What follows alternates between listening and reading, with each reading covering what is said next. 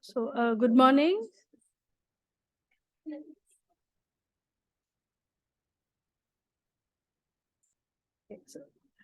So good morning and welcome to MS Swaminathan Research Foundation. Today, we honor our beloved Miss Mina Swaminathan.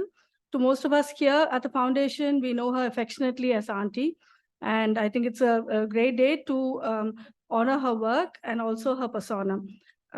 So I think first we'll begin with Dr. Soumya Swaminathan, Chairperson MSSRF, for giving the welcome address. Dr. Soumya.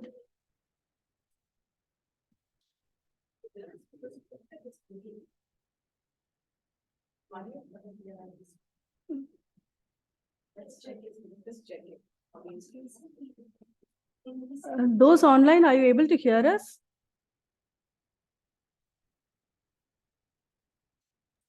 Yes, yes. Yeah.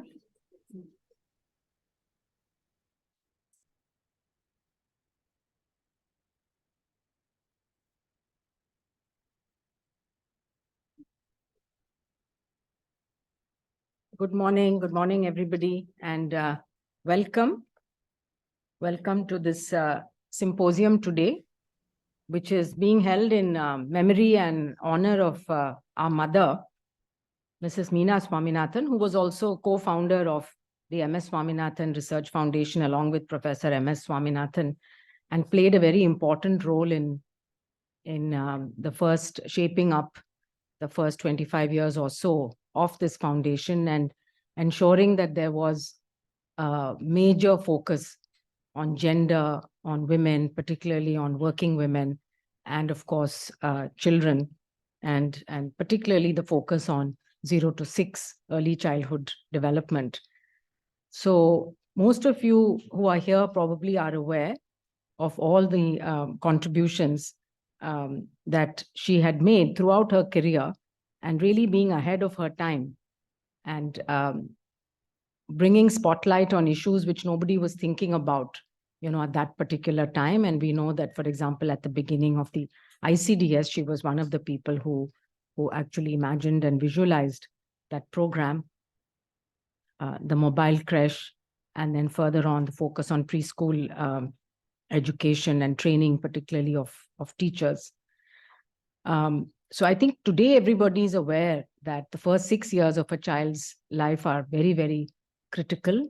In the health side, we often talk about the first 1,000 days because of the physical and mental growth and development that occurs, and the importance of nutrition in the first 1,000 days. But clearly it is, we should extend that really to up to 6 years of age, because a lot of the adverse changes that occur during that time cannot be reversed later.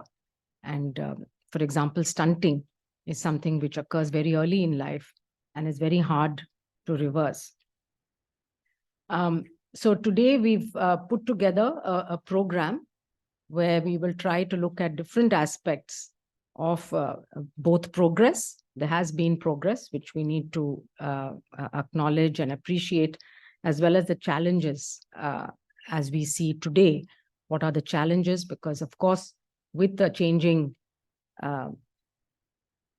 influences on our life, which could be anything related from climate change to all of the conflicts that are happening around the world, which certainly impact food security for many, many people, the prices of commodities, as well as the after effects of the COVID pandemic, which of course impacted economies, it impacted livelihoods, but also had a physical and mental health impact on people, which is yet to be fully documented, I think, and understood.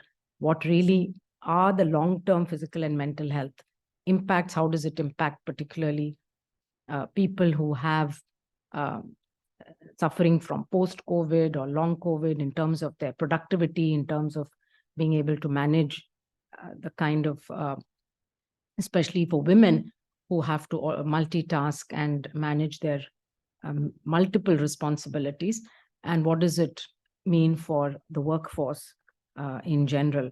So there are a number of unanswered questions there, which also have an impact on early childhood care education. And perhaps those questions have not been explored to the extent that, we should be looking at. In fact, somebody asked me the other day whether there is work done looking at asking rural women or farmers, men and women, on how COVID has impacted them in terms of their productivity and their ability to earn and work as they used to before.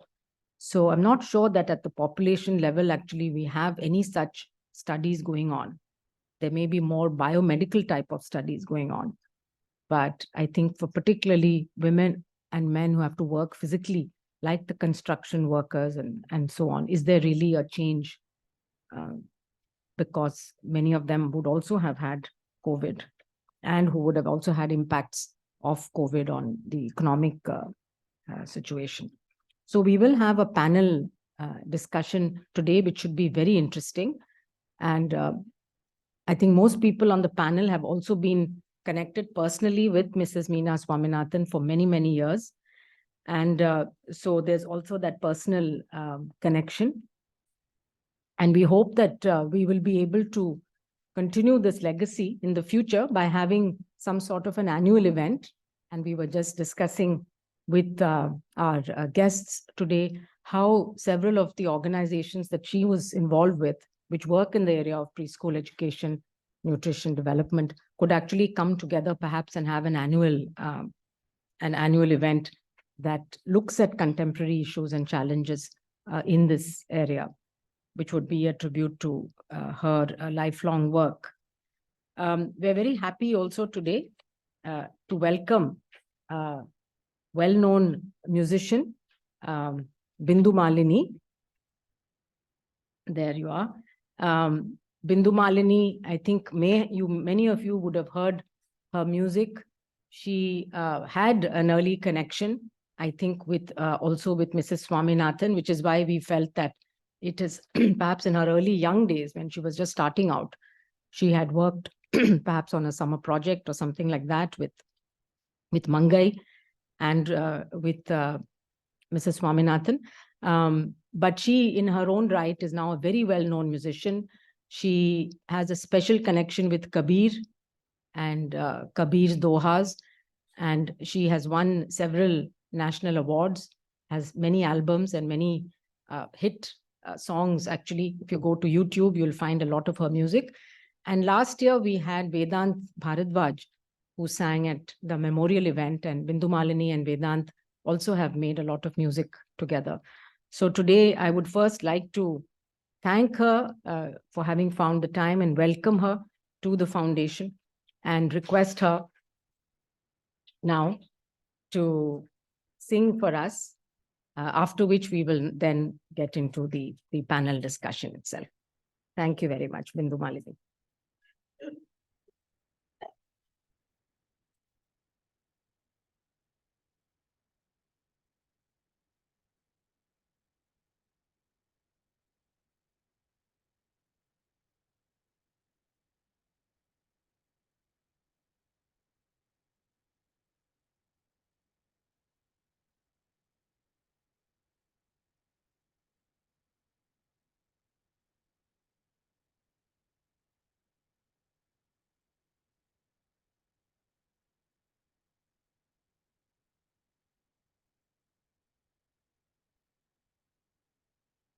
You. Thank you so much, Nitya, for having me here. And Mangai, okay, there. So after coming back into this building after I don't know how many years, some of the lovely memories I hold are resurfacing.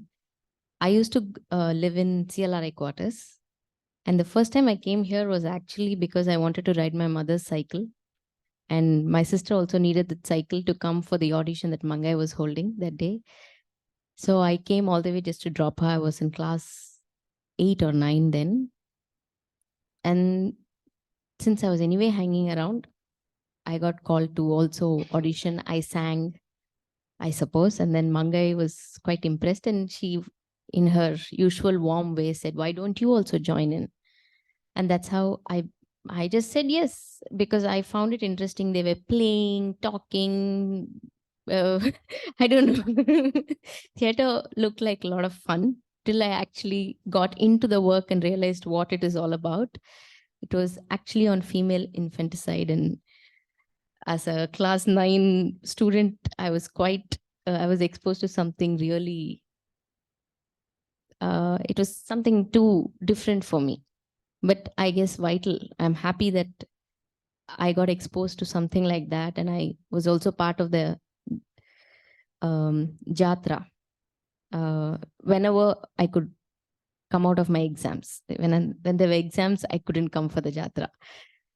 And since then, Mina Swaminathan kept that caring eye on me. And I realized even if I grew up and I kind of flew away following, she had her eyes on me, her care on me. And later she even called me back to illustrate. She gave me a project. I was so happy. And I even got paid for it. So I was even more happy. I made small illustrations for her book that she published. So just coming back and going to her office is something which was very special. It made me feel very important at that time. And when I look back now, a lot of just being around such people, such strong personality with such so proactive and so far-sighted, that somewhere these questions have also seeped into my work, in what I express, how I look at the world. So even I have been researching on women mystic poets, and Mange has always been somebody who supported me through all this. So maybe I'll just share some of these songs which have impacted me.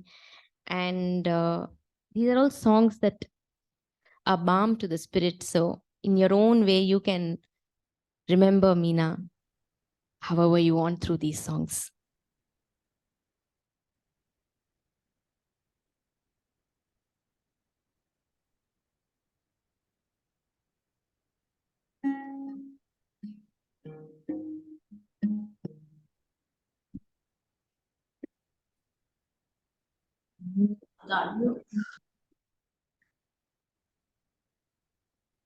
I'll start with a Kabir song.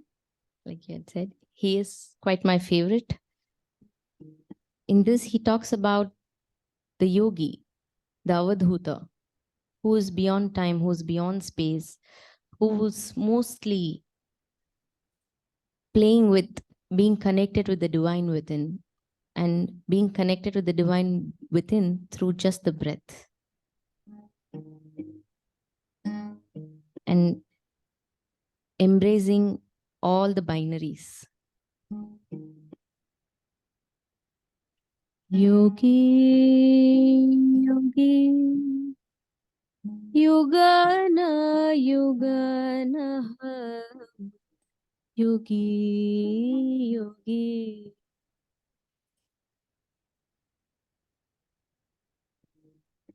Yogi, yogi, yugana, yugana, yogi, yogi.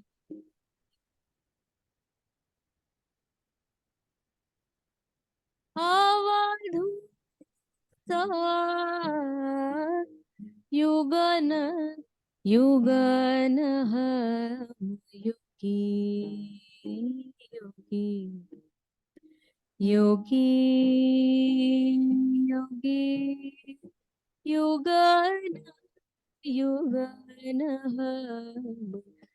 yogi, yogi.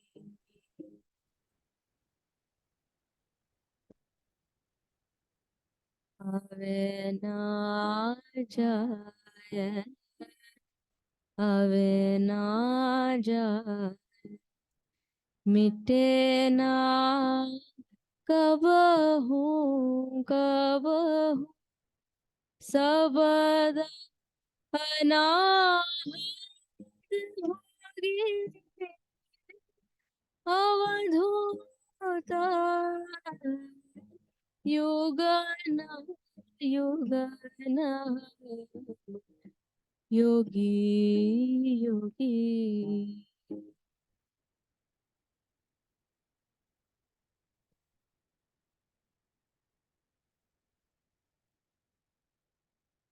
सभी ठोर जमात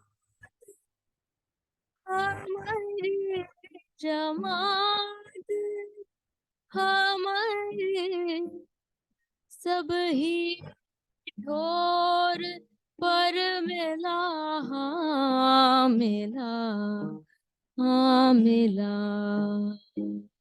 मिला हम सब माँ हम सब माँ सब है हम माय हम माय हम है बहुरी अकेला अवधूत युगन युगन हम योगी योगी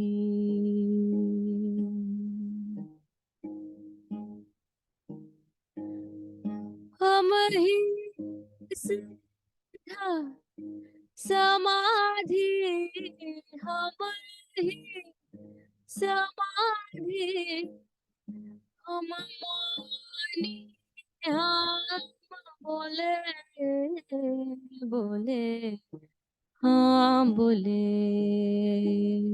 बोले रूप स्वरूप रूप स्वरूप अरूप दिखा के हम ही में हम तो खेले अवधूत युगन युगन हम योगी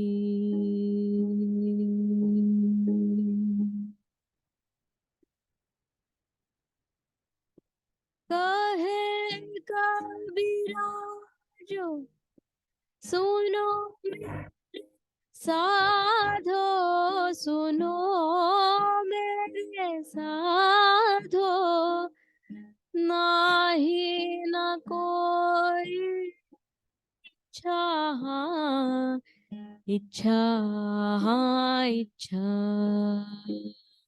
इच्छा अपनी मढ़ी में अपनी मढ़ी में आप मैं डोलू डोलू खेलूं खेलूं सहज विचार अवधूत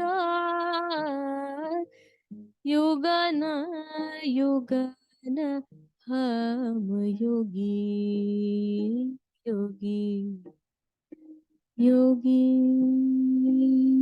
योगी युगन युगन हम Yogi Yogi युगन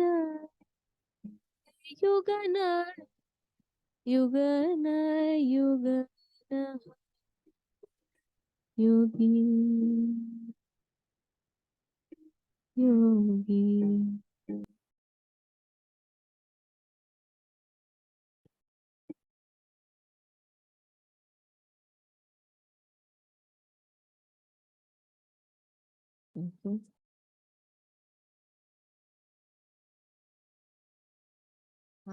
Like I was saying, for one of my productions, which I do in collaboration with another lovely musician called MD Pallavi from Karnataka, We both have conceived and we perform this what we call the musical conversation called the threshold. And this threshold is actually looking at the question of gender through poetry, stories, songs of different women from different walks of life, from the 4th century BC to the current times and around the world. So that's how it's woven. And that kind of led me to also then look into many more women Vachana poets. So here is one.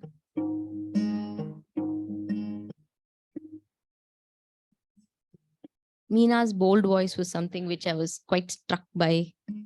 So this poem has that. This is by Bonta Devi.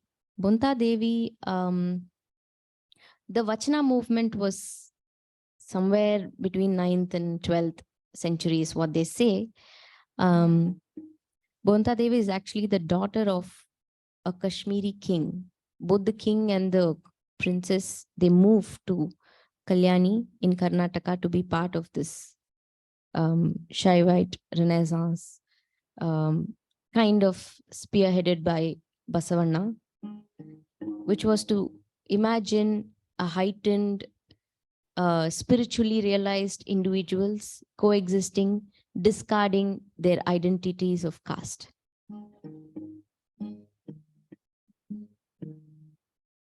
She says Bayalu. Bayalu means space. Ura Olagana Bayalu, Ura Horagana Bayalu. Is there a thing called space inside the city and outside the city? The inside is the Brahmana Bayalu and the outside is the Holaya Bayalu. Space is space wherever you are. The only thing which differentiates between the in and the out is just your body. And the one who responds to your call from wherever you are is Bidadi, he says.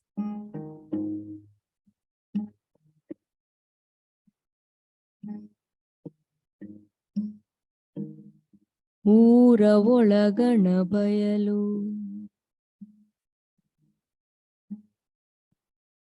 Ura Olagana Bayalu. Ura Horagana Bayalendunte. Ura Olagana Bayalu. Ura Horagana Bayalendunte. Ura Olage Brahmana Bayalu. Ura Horage Hole Bayalendunte. Olage Brahmana Bayalu. Ura Horage Hole Bayalendunte.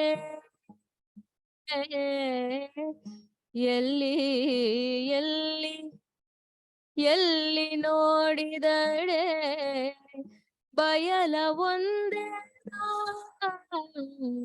ಊರ ಒಳಗಣ ಬಯಲು ಊರ ಹೊರಗಣ ಬಯಲೆಂದುಂಟೆ ಊರ ಒಳಗಣ ಬಯಲು ಊರ ಹೊರಗಣ ಬಯಲೆಂದುಂಟೆ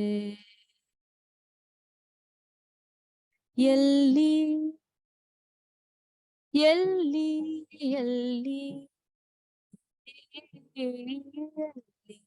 ಎಲ್ಲಿ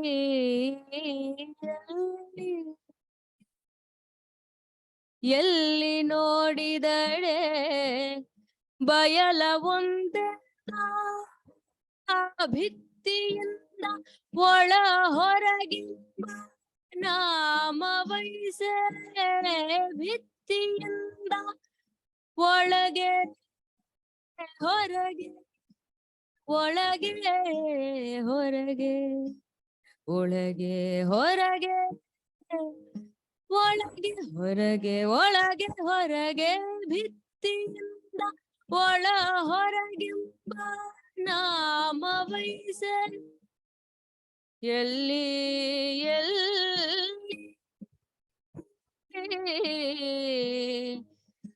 ಎಲ್ಲಿ ನೋಡಿದಡೆ ಕರದಡೆ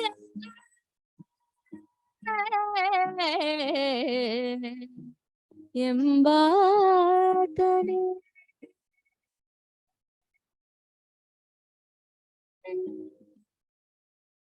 ಬಿಡಾಡಿ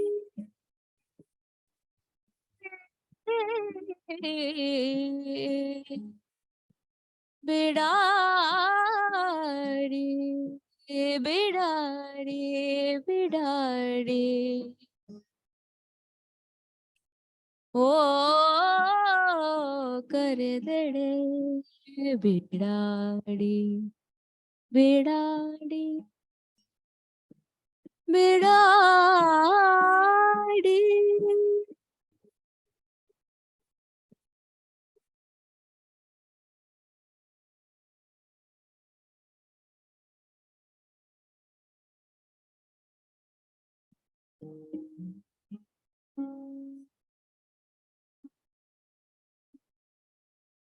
So this is Talat, but it is also a lament. And this is a song that's part of Pachaman, the first production that I was part of, directed by Mangai.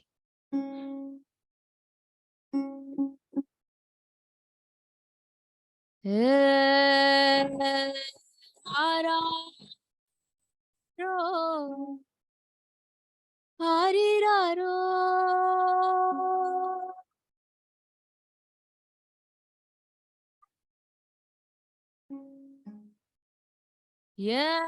கண்ணே ஆராரோ ஆரிரரோ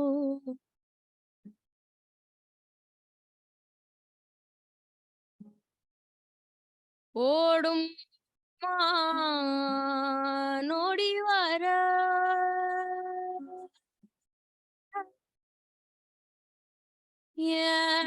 கண்ணே 9 மான் பின்தொயர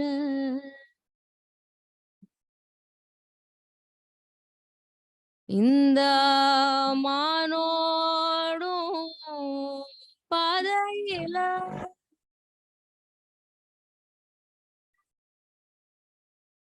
என் கண்ண தானோடி வந்த முத்து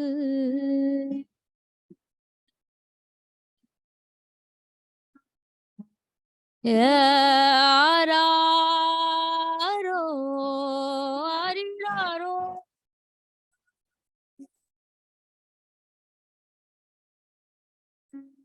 என் கண்ண ஆராரோ ஆரிராரோ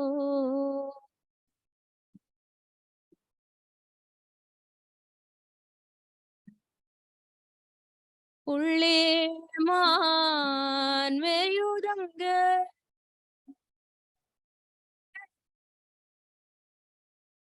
என் கண்ண புலி வந்து தொட்டதென்ன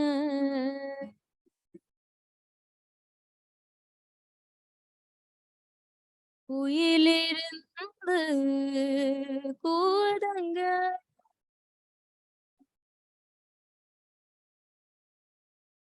என் கண்ண புரியம்பு தச்சதென்ன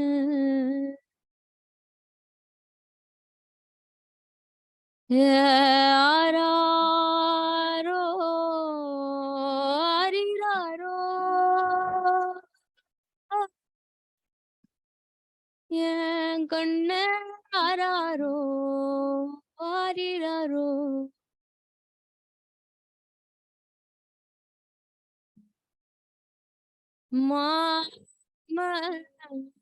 உறவிருக்க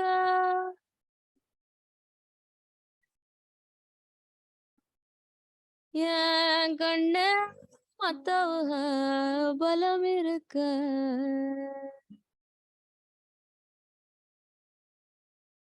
இந்த மானோடும் பாதையில என் கண்ண மது சுவரு தடையன்ன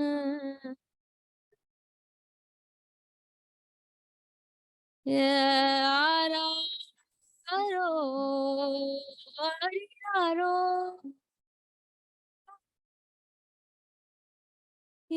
கண்ணே ஆராரோ ஹரிராரோ.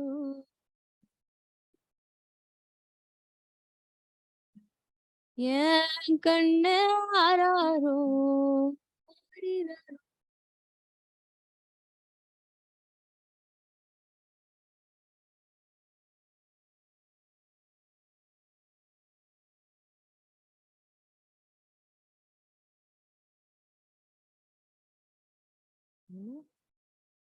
How many minutes? Sing now. Okay. Okay.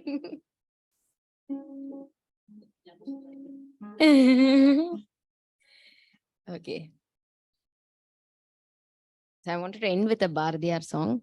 I'm addicted to this song, and it's a very, according to me, a very important song, especially an important song for practice, an important song for me in life, and I guess everybody. I see it as a song of compassion. It's the most challenging thing, where he says "Pagaivanukku arulvai nannanje," and I struggle mostly to forgive my loved ones. So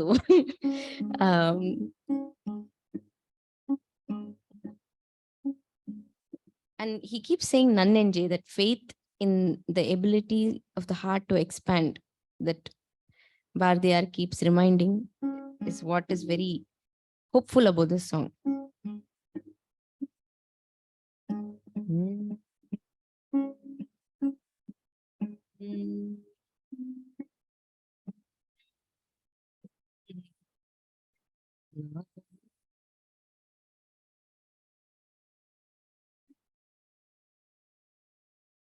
பகைவனுக்கு அருள்வாய் நன்னெஞ்சே, பகைவனுக்கு அருள்வாய், பகைவனுக்கு அருள்வாய் நன்னெஞ்சே, பகைவனுக்கு அருள்வாய். புகை நடுவே இருப்பதை பூமியர் கண்டோமே, நன்னெஞ்சே பூமியர் கண்டோம். பகை நடுவினில் அன்புருவானனன் பரமன் வாழ்கின்றான், நன்னெஞ்சே பரமன் வாழ்கின்றான்.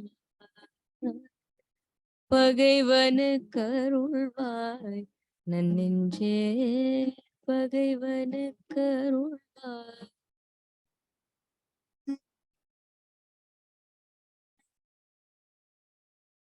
சிப்பியிலே நல்ல முத்து விளைந்திடும் செய்தியறியாயோ,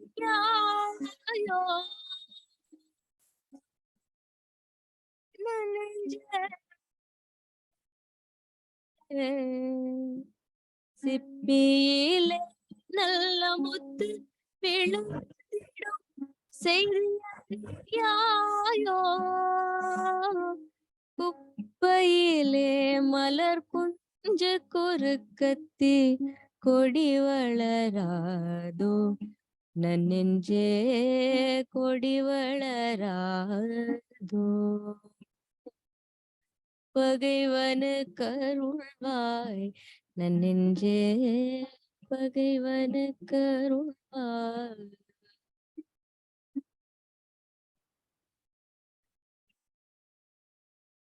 உள்ள நீரை வேலோர் கள்ளம் புகுந்திட, உள்ள நீரை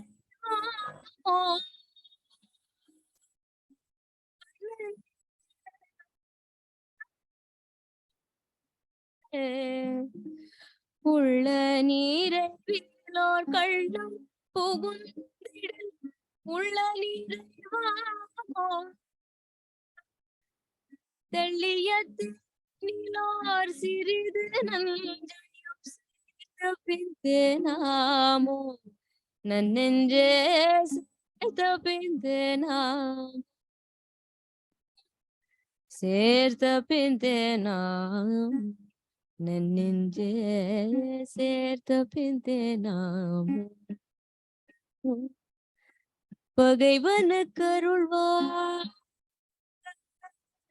நெஞ்சே வாழ்வை நினைத்த பின் தாழ்வை நினைப்பது வாழ்வுக்கு நேராமோ நெஞ்சே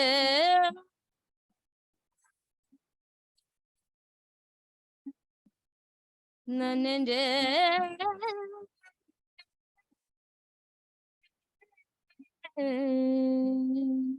வாழ்வை நினைத்த பின் தாழ்வை நினைப்பது வாழ்வுக்கு நேரா தாழ்வு பிறருக்கு தாழ்வு பிறருக்கு தான் அழிவான் என்ற சாத்திரம் கேளாயோ நன்னெஞ்ச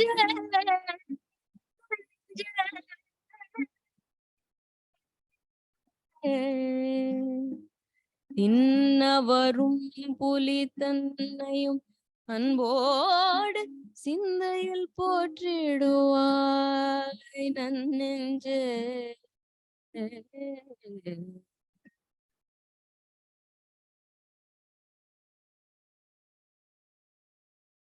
அன்னை பராசக்தி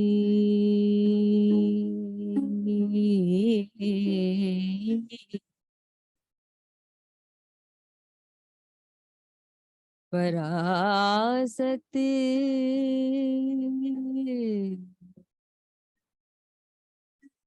அன்னை Parasakthi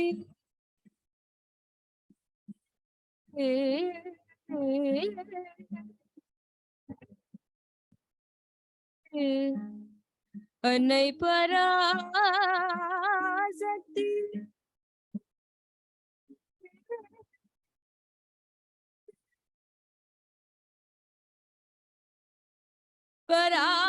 Parasakthi உருவாயின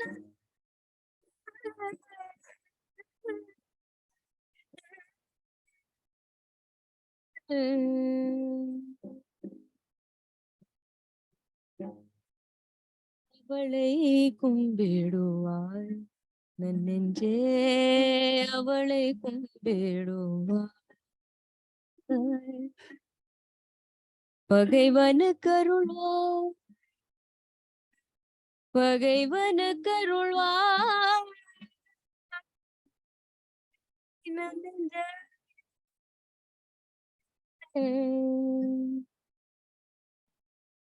நன்னெஞ்சே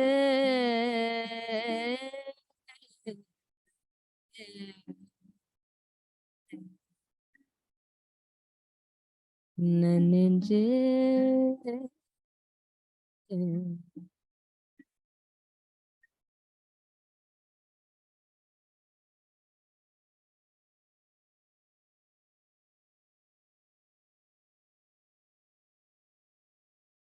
Thank you all.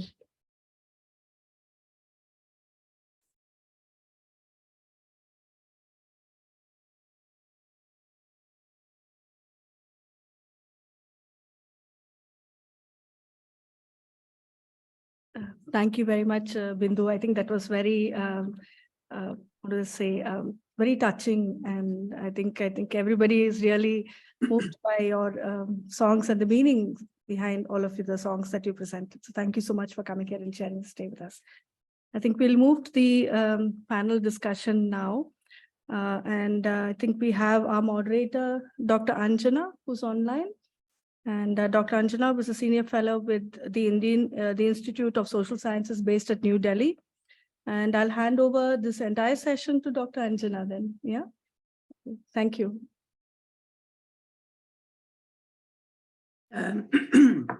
Good morning to everybody. Thank you very much for inviting me for moderating this session. I would first like to check whether my voice is coming in a continuous manner, because when I was listening to Bindu Malini, it was coming broken. So is my voice coming in a continuous manner? Your voice is carrying through perfectly. Okay, great. Hopefully it stays that way. So, there couldn't have been a more fitting tribute to commemorate Mina Swaminathan's birth anniversary than the songs so beautifully and meaningfully sung by Bindu Malini this morning. Thank you so much for a warm, touching, and inspiring start to this session today. I would like to start by paying my little tribute to Mina Swaminathan, whom many of us endearingly addressed as Mina Di. She played a pivotal role in the country, as we all know, in bringing early childhood development center stage, both on the ground and into the national agenda, in particular, drawing attention to the holistic development of children from birth to 6 years, as against the commonly misunderstood notion and practice of focusing only on the 4 to 6 years for the sole purpose of giving a head start to children for primary schooling. But Mina Di was well ahead of her times, combining the activist with the social scientist, with the visionary, and the strongest voice of early childhood care and development in the country at the time. She had the rare distinction of being an activist scholar, an untiring and fiery one at that, who drew her strength from the grassroots and the forces she mobilized and the forces around her that took that energy to influence national platforms where she led and influenced policy discourses and dialogues for the rights of young children and women. In the world of social sector development, the use of the terms such as equity, equality, sustainability, these are considered, keywords.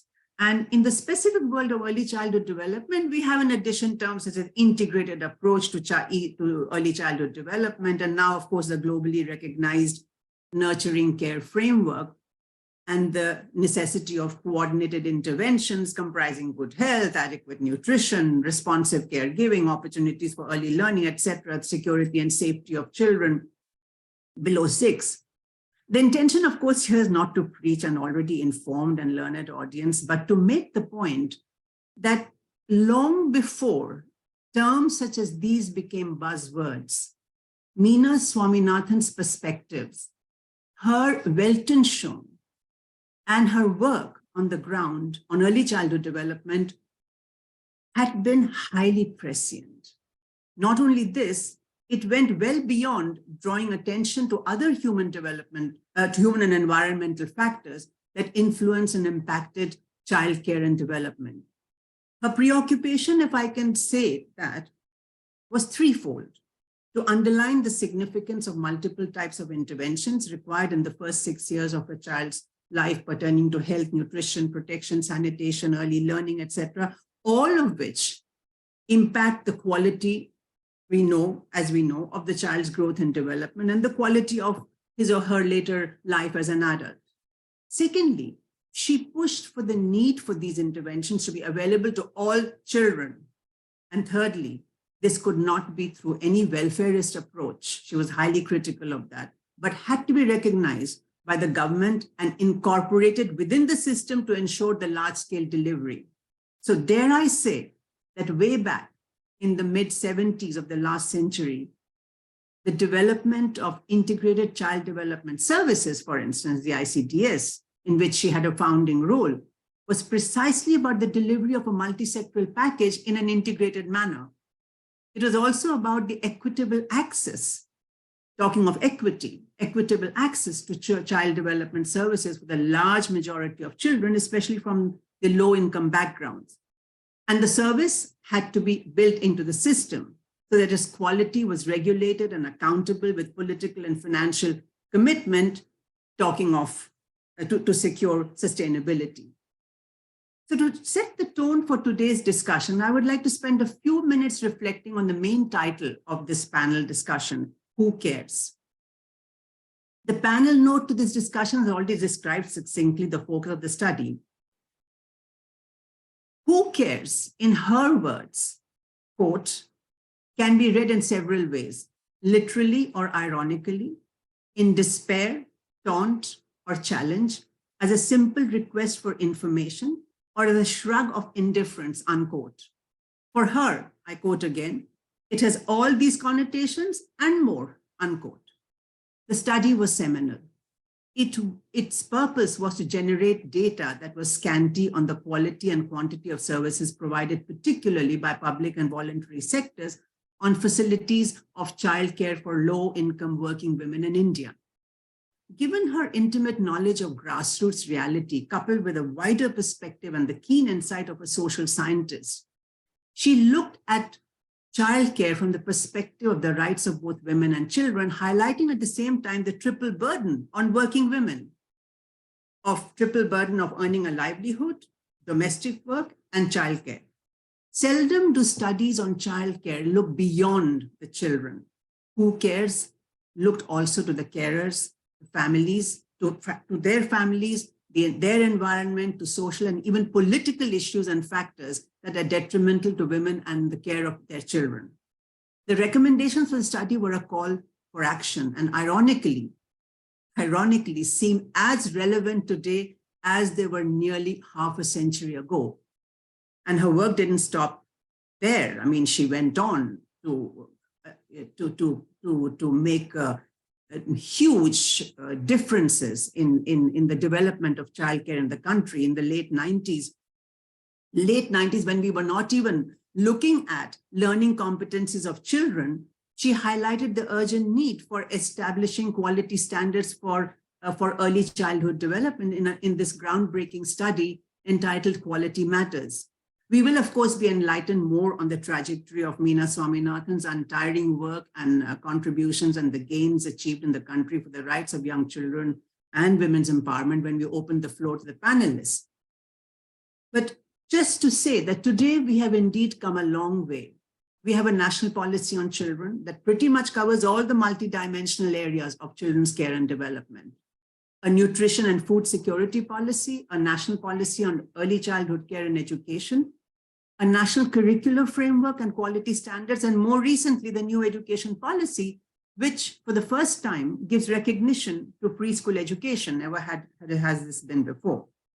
At the same time, we have evidence-based studies from credible and well-respected organizations that show how policies and the legal framework have not delivered consistent results and that the policies remain far from being fulfilled.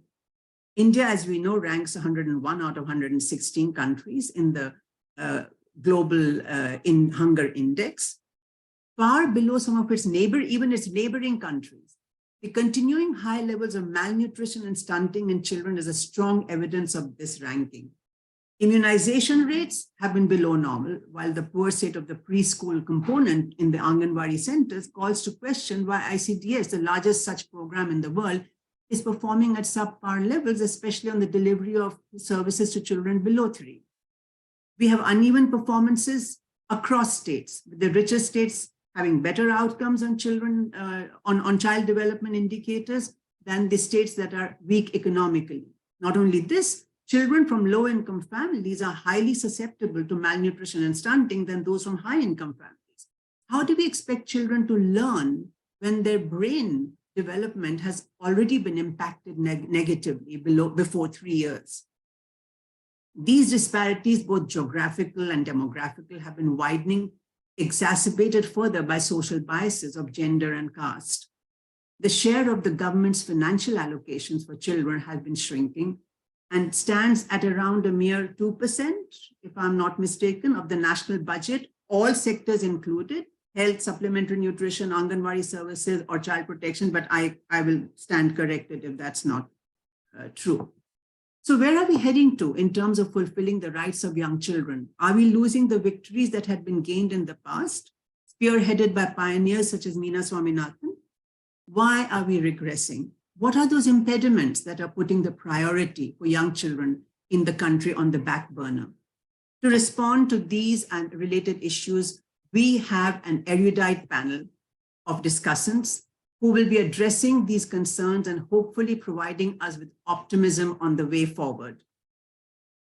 I welcome all the panelists.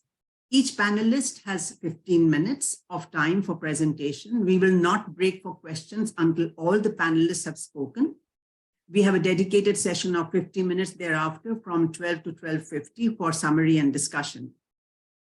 I'm now honored to introduce our opening speaker for the session, Dr. Adarsh Sharma, former Director of National Institute of Public Cooperation and Child Development, Delhi, a veteran of and a highly respected professional in the field of early childhood care and education.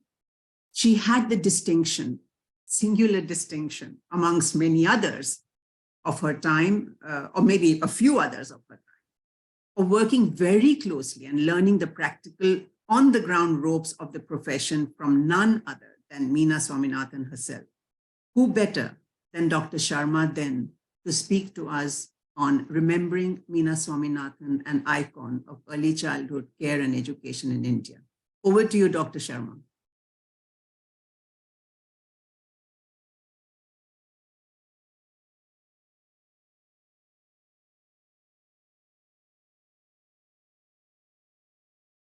I was hoping I'll be able to have and pay my respects to Professor Swaminathan, but it seems he hasn't been able to make it. But anyway, I think it's my duty to address him first of all. Professor Swaminathan, Soumya, Madhura, Nitya, along with the family members and friends of Mina ji, ladies and gentlemen, my warm greetings and namaskar to all of you. It's a moment of great honor and privilege for me to be present amidst you all. And we are here to commemorate and celebrate unparalleled contributions of a unique, versatile, a passionate human being, Mina Swaminathan, who spent many years of her life to pursue the conviction of providing quality education to young children and child care services for working women in particular from marginalized sections of the society. It is unimaginable that she managed to muster professional, political, and national attention to rather unrecognized issues related to early childhood education and link it with child care services as a right and crucial provision for social justice for women in women's life. The intensity of her involvement on these issues has very rightly been depicted on the theme of the panel itself, which is the analysis. In the analysis of that book, she brings all these issues together. Who Cares? In 1985, the book was published. I am overwhelmed and feel very blessed that I have known Mina Di for over 5 decades. At the outset, let me have the liberty of really paying her my personal tributes as a mentor and a role model. With gratitude, I would like to mention that she virtually changed the trajectory of my life, influencing my total career, and it impacted my personal and professional lives both. Be it all as the office bearer of Indian Association of Preschool Education, called IAP, member with the National Curriculum Framework 2005, being a part of the landmark study Quality Matters, or contributing to her books, The First 5 Years of Life, Disciplinary Dialogue, Social Change, and coordinating Suraksha series of the good practices of early childhood education. Listening to her in workshops and seminars related to ECC was always a very enriching experience, particularly for me, who was barely 21 years old when I came in touch with Mina Di. She was a born leader, a guru, a mentor. Her guidance and inspiration facilitated me in acquiring both professional and life skills. Her warm reassurance helped me in navigating many challenges, highs and lows of anyone's life you can imagine. I cannot think of a better way to describe her gentle and firm disposition. It can only be described as a coconut on top and soft from inside. I'm particularly thankful her for teaching me true work ethics and work-life balance. She was the best role model anyone could have had. Thank you, Mina Di, for taking me under your wings. I can still feel the warmth of it. After this very personal note, let's dwell and delineate the contributions made by her for ECC and childcare. It is virtually undeniable that she played a very, very important, immense role in the movement of early childhood education in India. As an educator, activist, a fierce advocate, she brought center stage issues related to the young child and women in the development process, cutting across all levels from grassroots to academic debate, policy formulation, with a creative approach and empirical evidence. She will remain alive in our hearts, particularly with the ECC community, as even described by the Honorable Governor of Tamil Nadu, R.N. Raviji, in the condolence message at that time sent when Mina ji passed away. He says, Mina was an eminent teacher, educator, a writer, and she will be always remembered for her contribution to gender, equity, women, and child development. Very small 4 lines, but it describes her total contribution. Working steadfast throughout her life towards making stakeholders understand the importance of contextualized issues in imparting services for the poor and marginalized. Normally, planners don't think of contextualizing things. They make a kind of a box of services and they want to just lift it. But she was the one who pointed this out in particular. The focus of her endeavor was the principle of egalitarian education for all children, with an objective of amplifying early childhood priorities, overlapping the rights of the working mothers, and an intersectoral agenda of ranging from maternity entitlements to the right of education for under 6. Mina ji, in her oral history, mentioned that in her formative growing years, she enjoyed the comforts and luxurious lifestyle and went to Cambridge for her studies. She had no exposure to what life of deprivation and disadvantage could mean. What an amazing transformation and a heartwarming change for her to be known and remembered today as an activist who fearlessly spoke on behalf of the marginalized. Chronologically, these accomplishments can be traced back as an eventful journey. Though difficult to recall all landmarks, but at this juncture, I'll try to trace the important milestones. Historically, commitment to child development and children is nothing new for Indian culture. It was a mandatory social responsibility of parents, family, community to take care of the young children during the formative years.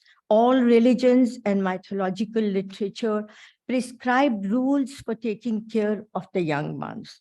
Extra-familial institutions only surfaced in 1890, followed by exemplary work of philosophers and educationists like Gijubhai Bedikar, Tarabhai Modak, Padam Chand, many others, who became the pioneers of organizing initiatives of early childhood education during the latter half of the 19th century.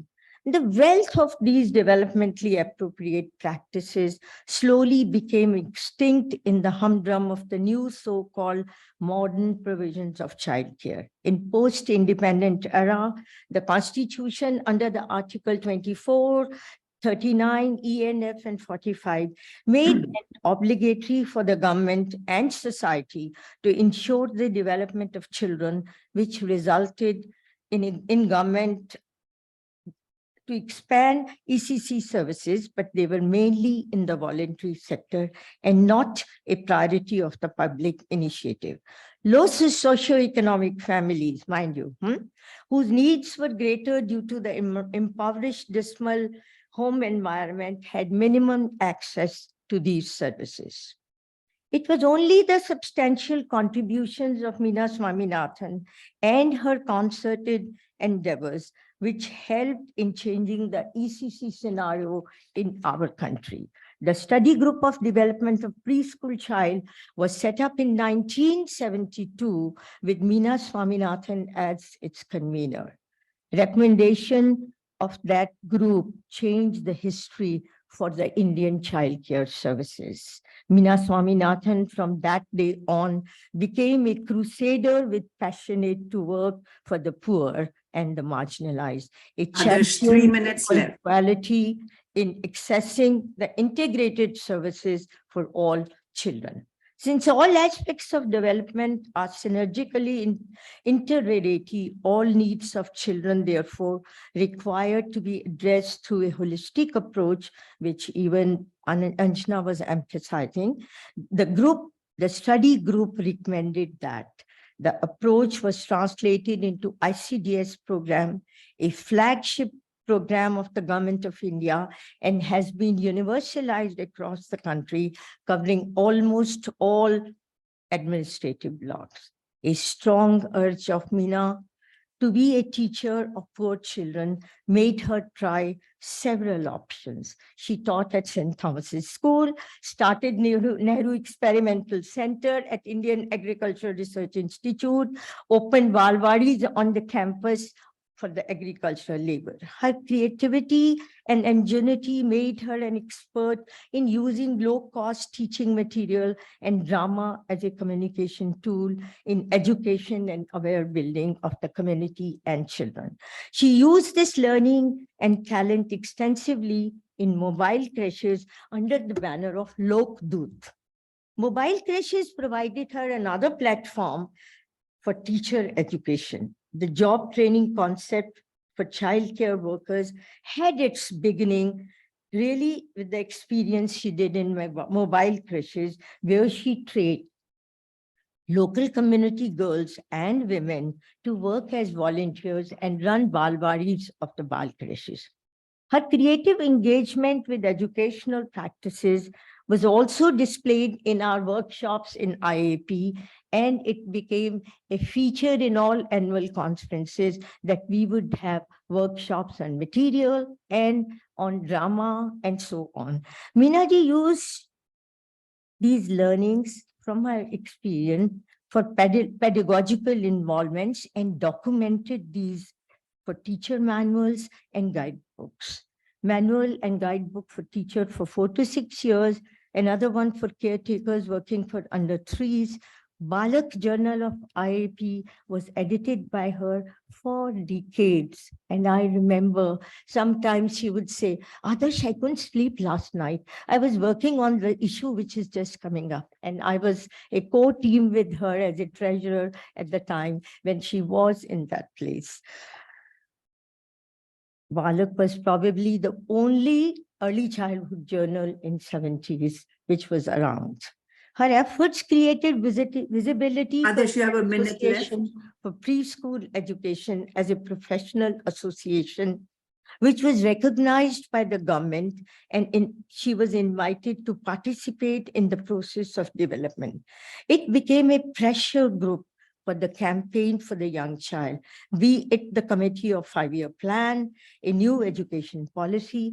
Mina Swaminathan was always there as a member, more for her personal credentials, but she represented IAP. That was important. In the review committee of Acharya Ramamurthy in 1986, Meena ji and Sadgopal pleaded for interpretation of Article 45. I remember the sleepless nights we had during that period because we wanted to push the young child into the new education policy and not see any kind of change. But unfortunately, the entry of the child from birth could not be recognized by the government. She used the statement of the Geometrian Declaration, learning begins at birth. Mina Swaminathan took leads in organizing public rallies. I also participated in some campaigns and approached parliamentarians, but all these efforts were given no credence. Unfortunately, 86th Amendment did not included only children between 6 to 14 years. The Right to Education Act in 2002 excluded 3 to 5 years, which did not sadden her alone, but many of her fraternity members like us. Her conviction in linking early childhood development and childcare was so profound that Mina was instrumental in setting up the Forum for Creches for Children Services called FORCES, which I believe has branches all over the country. And government was under so much of pressure that it has to make really a fund which is called the National Creche Fund for making creches to be given, run by the NGOs. It is heartening to see that not during her lifetime, but some of these issues agenda she strived for have culminated in favorable outcomes. With global development in ECE is now a buzzword in the process of development, even in India. We have a national policy of early childhood education, which was enunciated in 2013. And believe me, who all participated in drafting that policy? It was the Alliance for the Child Rights on ECD, which was started with Mina ji and Devika ji, and it still has its secretariat in mobile creches. Others, please wind up. Pardon? Wind up, please. No, I still have 5 minutes. Ah, no, you don't. I managed my time at home, and I have 1 page and I wind up. There is Yeah, not a okay. single line where I cannot just give no respect to my mentor. Give me that kind of a privilege. The Municipal Corporation of Delhi, at her instance, started I think the audience will not even know of these kinds of small little contributions which have led to given a strength to the movement of early childhood education, and we are all here. 10 years ago, nobody would have celebrated this day. Let me tell you that. True that. The Municipal Corporation of Delhi, at her instance, started nursery classes in mid-70s, and they are continuing to do it today. The recently announced National Education Policy 220 has taken in its fold 3 to 6 years old. Please clap for it. That's it. It is they are the legitimately beneficiaries of educational system. The early years learning pedagogy has been extended to 3 to 8 years, which is a great achievement. The foundation years curriculum has already been released. All above concerns were so close to her heart. I'm sure she is watching us from above and showering her blessings. The seeds shown by her are slowly blossoming and flowering into fruits. Mina ji once shared how she refused the offer of a PhD with a renowned professor and opted for being a teacher for the poor children. She had to regret. She said she has no regret. I have a PhD from the School of Life. You can hear her, which is a very apt statement, as she had a desire to learn, experiment, deeply embedded in her. She unturned no stone to achieve all those and turn those experiments into research endeavors. Her field exposure added a lot of insights and knowledge of working with people. Whether it was her travel to Vietnam, Philippines, Cambodia, Thailand, Hanoi, Chennai, we would all have stories about what happened and how everything turned into something successful with initial inability to get in touch or make an entry in the community. Her ability to translate these learnings into documents is known to all of us.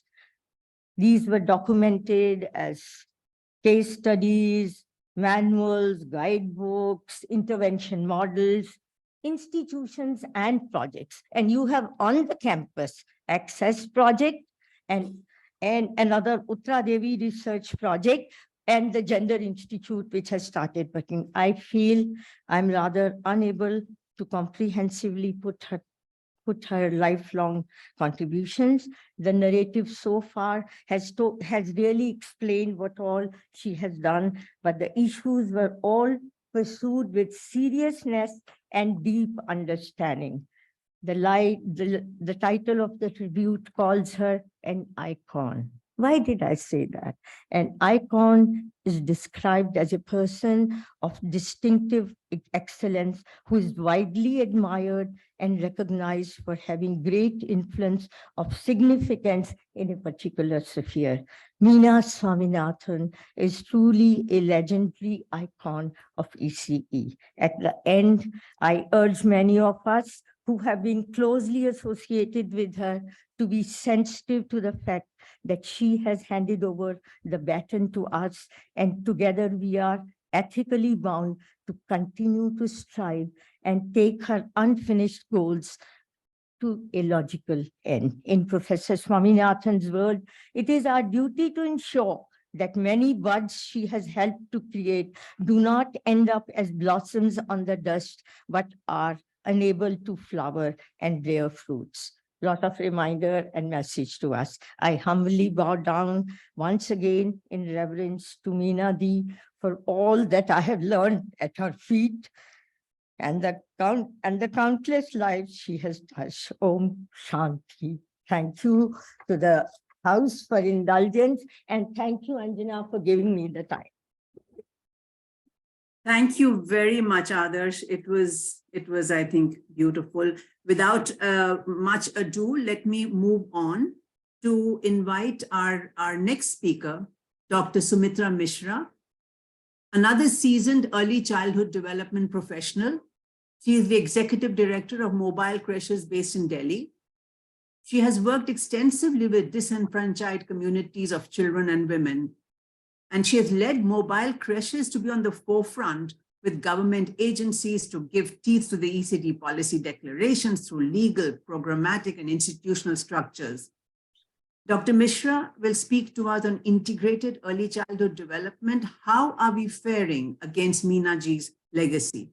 Over to you, Dr. Mishra. Good morning, everyone. Thank you so much, Dr. Anjana. Good morning to the house here. Thank you, Soumya, Madhurya, and Nitya, Professor Swaminathan, for giving us this opportunity to share and celebrate Mina Ji's life and times and lifetime of work here. Anjana, that was a very kind introduction to get me started, but I must say that probably I'm one of those rare ones in today's gathering who has not had the opportunity to work directly with Mina Ji. And yet, what gives me the moral authority to come and stand here on her first Memorial Day to speak about Mina Ji? I stand here as the voice on behalf of mobile creches, many, many, many people who have worked with Mina Ji, and an organization that has permanently etched Mina Ji's legacy in its past, present, and I assure you into the future. Today, I remember Devika Ji, Meera Mahadevan, who worked so closely with Mina Ji, as hundreds of others, but I particularly want to remind ourselves of the thousands of hundreds of creche workers, creche didis, Lokdut members, our trainers, who even now speak so fondly about Mina Ji and remember her and the terror that she caused in their lives, but also remember her with so much warmth and respect and regard, that truly the coconut that Adarsh described. So that's how we remember Mina Ji, and therefore thank you very much for giving me this opportunity. Really, what more can I say that we have not yet heard so far from the morning opening remarks of Soumya to Anjana and now Adarshi? Integrated ECD, early childhood development. It seems so commonplace now. It seems part of the system, part of our narrative now. But I wonder 50, 60 years ago when Mina Ji started, how did she even come across this framing of an integrated, holistic early childhood development? And that's the legacy that we take forward today. Integrated and holistic early childhood development is here to stay. It is now a norm. And imagine the battles she must have fought, and many other co-travelers with her must have fought, to make sense that the child at its youngest age really benefits from a set of rights, and the health, the sanitation, the early learning, the nutrition, the parenting program, all of that in a safe, caring environment, with whether at homes or outside, is important. And the extra dimension that she brought through her experiential methods of the Lokdut, that how a child is really raised by a village, and it is up to the village to raise a child, and how the community around the child was so important. And this, at least on behalf of mobile crushes, I can proudly say that this is established. This is norm. There is no doubt about it. And this only takes us to the next level of finding more nuances, finding more innovations around it. But the framework of quality is embedded in holistic and integrated early childhood development. The other big thing that we carry forward in her legacy is the whole question of overlapping rights of working mothers and children. The connection between working mothers and children has been so strong. The continuum of a set of rights that integrated gender, labor, and child, and how a woman and a child sits in the intersection of gender, labor, and child rights is what she has been advocating. So access to decent work, food security, both for the woman and the child, and the well-being, leading to the well-being of the whole family, basic services from sanitation to housing to protection to violence, to protection against violence against the woman in the household level or in the family level, to basic child development services through the ICDS that we've spoken of, and the daycare and the creche program. All of its integration was something that was conceptualized by the likes of Mina ji and many others with her, who worked on these concepts at a very early stage.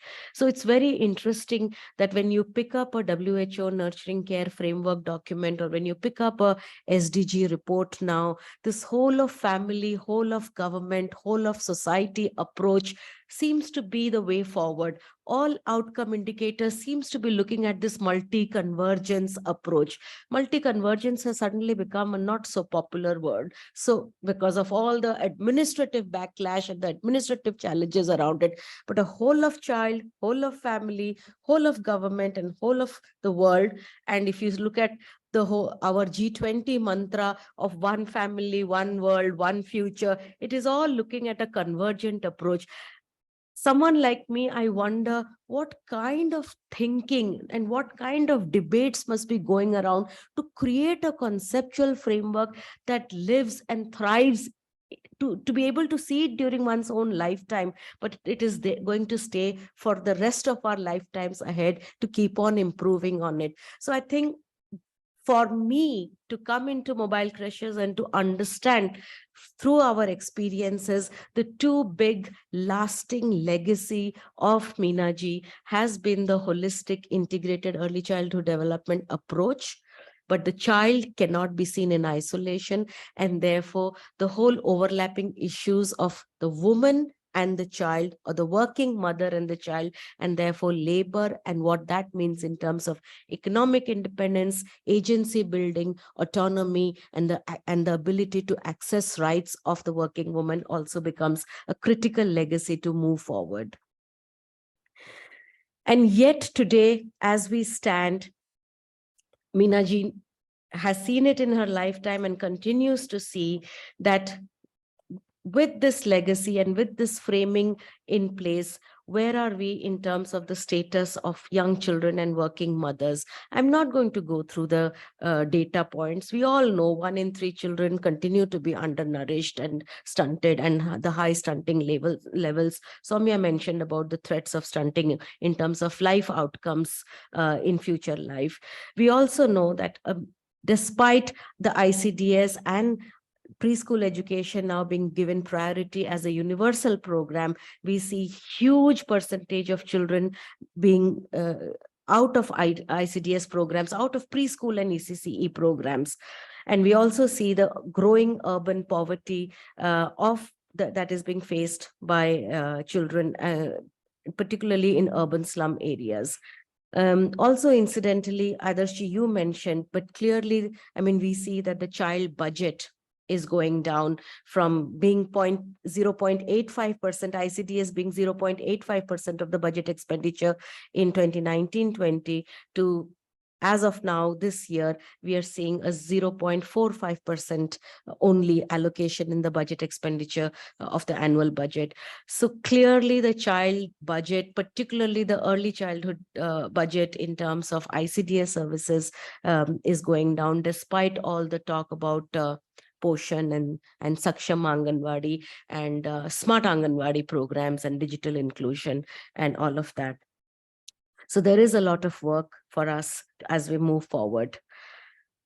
Similarly, in terms of working mothers, which was again a big priority of Mina ji, and how we move forward in our conceptual work, certainly it is a glowing global concern, even beyond India, about the falling workforce participation rates of women globally, but particularly in India, if we see just after COVID, and this is the study by ISST and IWAGE, that 47% of women lost their jobs permanently as compared to 7% of men due to the direct effect of COVID, and unemployment rates lie high, our rates are very high, but also the burden of unpaid care work. So Adarshi, you mentioned about the triple burden on women. So not much success in terms of the burden of unpaid care work, where paid work, domestic work, and childcare burden remains disproportionately high on women, particularly in India, as compared to men. And this data is from the 2019 Time Use Survey by Government of India. So really, in terms of our women and child overlap, there are some startling gaps and a lot of work to be done to carry forward Minaji's legacy. But again, I mean, as we look, despite the gaps that we see, what are our opportunities, or what are our system framework that we see as we move forward? I mean, clearly Minaji's footprints in terms of the legal and policy developments in the country is permanently etched. Now, whoever had many years ago, decades ago, thought of the women's work and the childcare overlap. But today, from the World Bank to major all IFIs, international financial institutions, talking of employer-mandated childcare, and how childcare as an enabler is one of the biggest enabler for increasing women's labor force participation. And therefore, for us to see within the Maternity Benefit Act amended version in 2017, where it has been a gender transformative piece of law from the country, where care and childcare provisions are an entitlement for all workers, irrespective of their gender, if you have more than 50 workers, and creches to be provided by the employers as a provision, is one of those seminal pieces that is being referred to globally. But also we know that much work needs to be done, because this is not a universal law, unfortunately, and it only covers persons employed in the formal sector, which leaves 90% or more workforce out of the ambit of this law.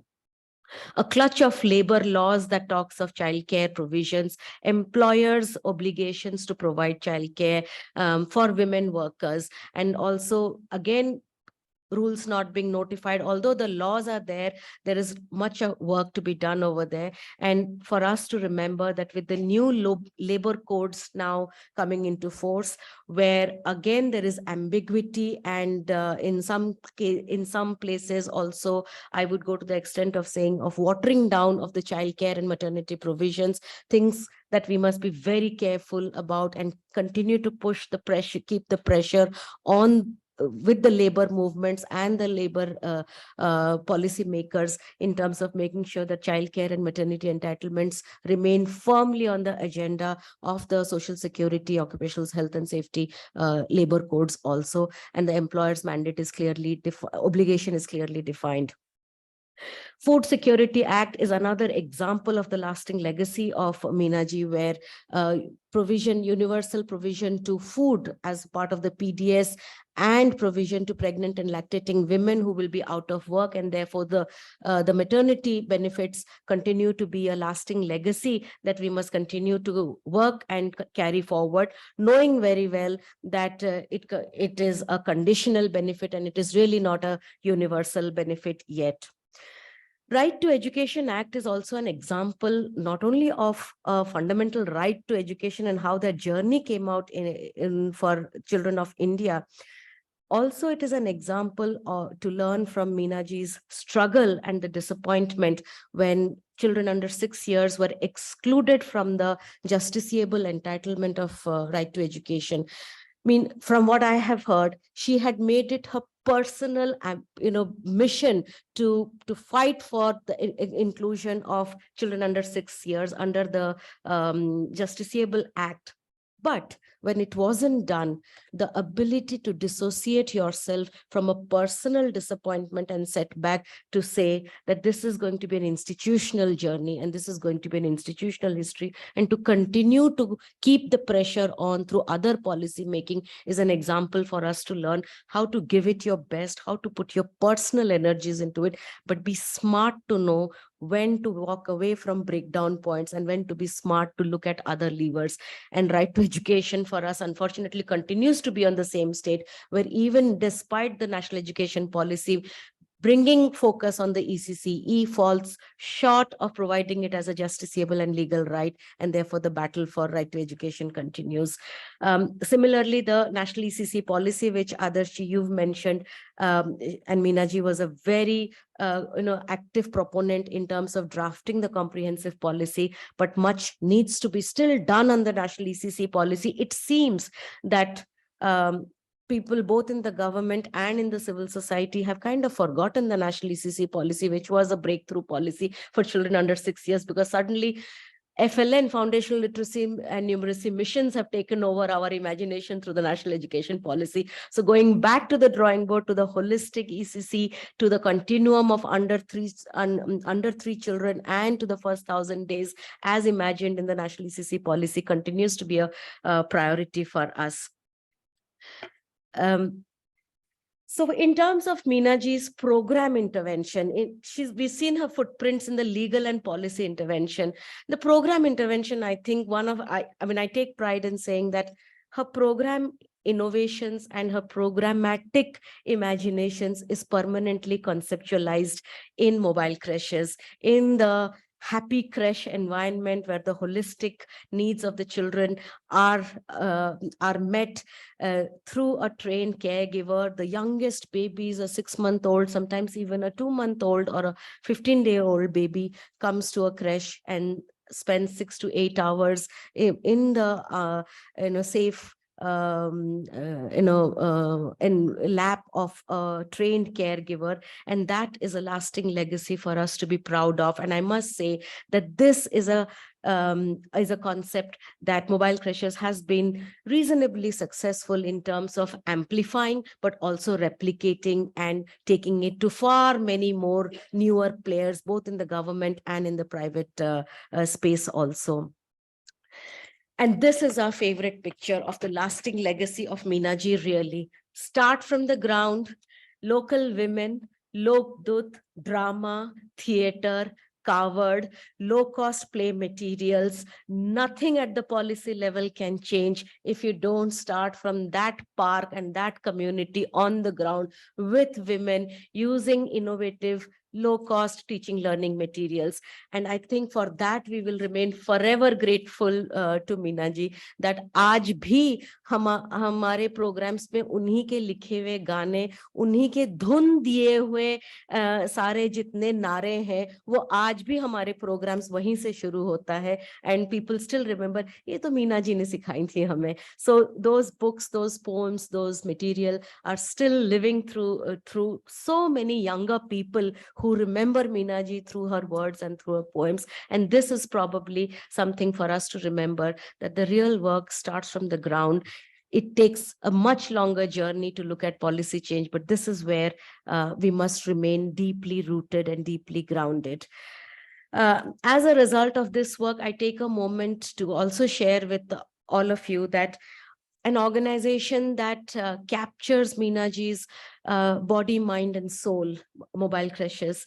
And we take this responsibility very seriously, that in 18 states of the country, whether it is through our partnership with government, civil society organizations, even employers, private industry associations, a lot of the work on holistic early childhood development, on strengthening of ICDS Anganwadi systems, and in the creche and daycare programs continues across India.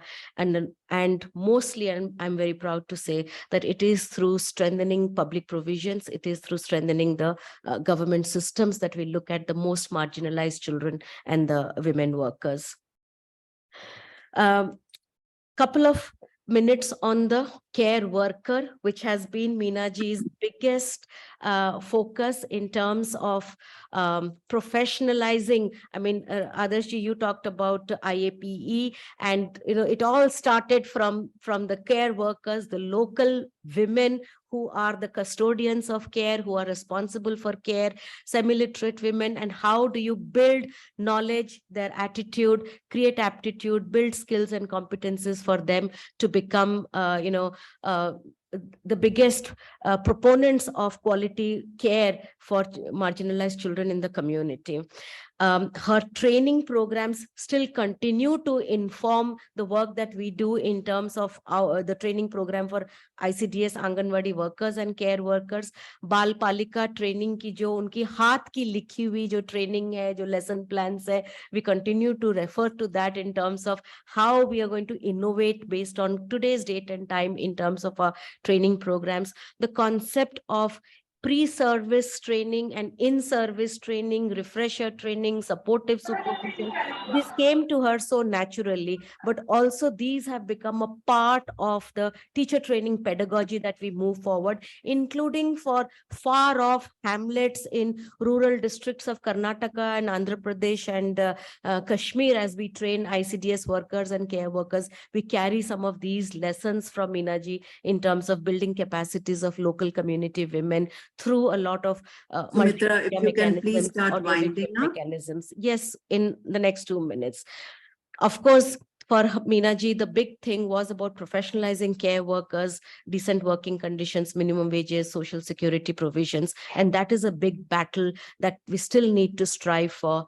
Unfortunately, even today in this country, care workers continue to be known as voluntary workers, honorary workers, part-time workers, without being given the mandatory decent working conditions and wage and recognition and all of that. And this would be truly my last slide, that we continue to walk on Mina ji's footsteps, that there are opportunities both in terms of the global spotlight that has been highlighted before me, but also particularly I want to talk about the global spotlight on childcare, on creches, which is so high now. So whether it is the World Bank's childcare incentive funds or the USAID's focus on early learning programs and innovative financing for childcare programs and early learning programs. ILO's focus on childcare as an enabler for even job creation and care entrepreneurship space. national priorities in terms of women's workforce participation and the national education policy priority for quality ECC, and lots of green shoots in the states, innovative policies and programs being adopted by multiple states in the country, and panchayats now focusing on their role through Gram Panchayat development plans. How do they integrate and strengthen the ICDS and the childcare component is something that we continue to look forward to. Mina ji was a great one to work in partnerships. She was a unifier. She brought people together, and we continue to hold that legacy of working with networks, whether it is the National Forces Alliance for Right to ECT and AECD and multiple other networks and movements and overlapping networks also. In terms of a lasting legacy and a responsibility on us, system strengthening, it is the most marginalized woman and the most marginalized child that we cannot leave behind. And therefore, public provisioning and public system strengthening will continue to be a big priority for us as we move forward, including better budget allocations for public provisions. The other thing is that, you know, the whole space is now opening up. What wasn't there earlier, you see a lot of private players being interested in the under 6 space. So whether it is preschool education or educational technology, edtech companies, or even in the daycare space. So taking along private players, their capacities, their understanding, but also building accountability frameworks within the private system will also become an important priority for us as we move forward. And finally, I as an example stand here that Mina ji has created a generation of new people to come into this space. And it is on us now to pass on this as a pipeline for future generations, that we create a succession of followers of Mina ji's footprints, and that there are many more to talk about her legacy as we move forward. Clearly, Mobile Crushes is an example where we've got Mina ji and Devika ji, and then we've got Chirashri and me now, and then we've got many younger colleagues now who understand कि ये काम को ऐसे ही करना है. So we hold that responsibility. And as we move forward, I think some of the things that we've learned from Mina ji to move forward, I would say that engaging more with men in the gender debate will be something to look forward to. So while we talk about women, getting more men into the conversation is something we'll definitely look forward to.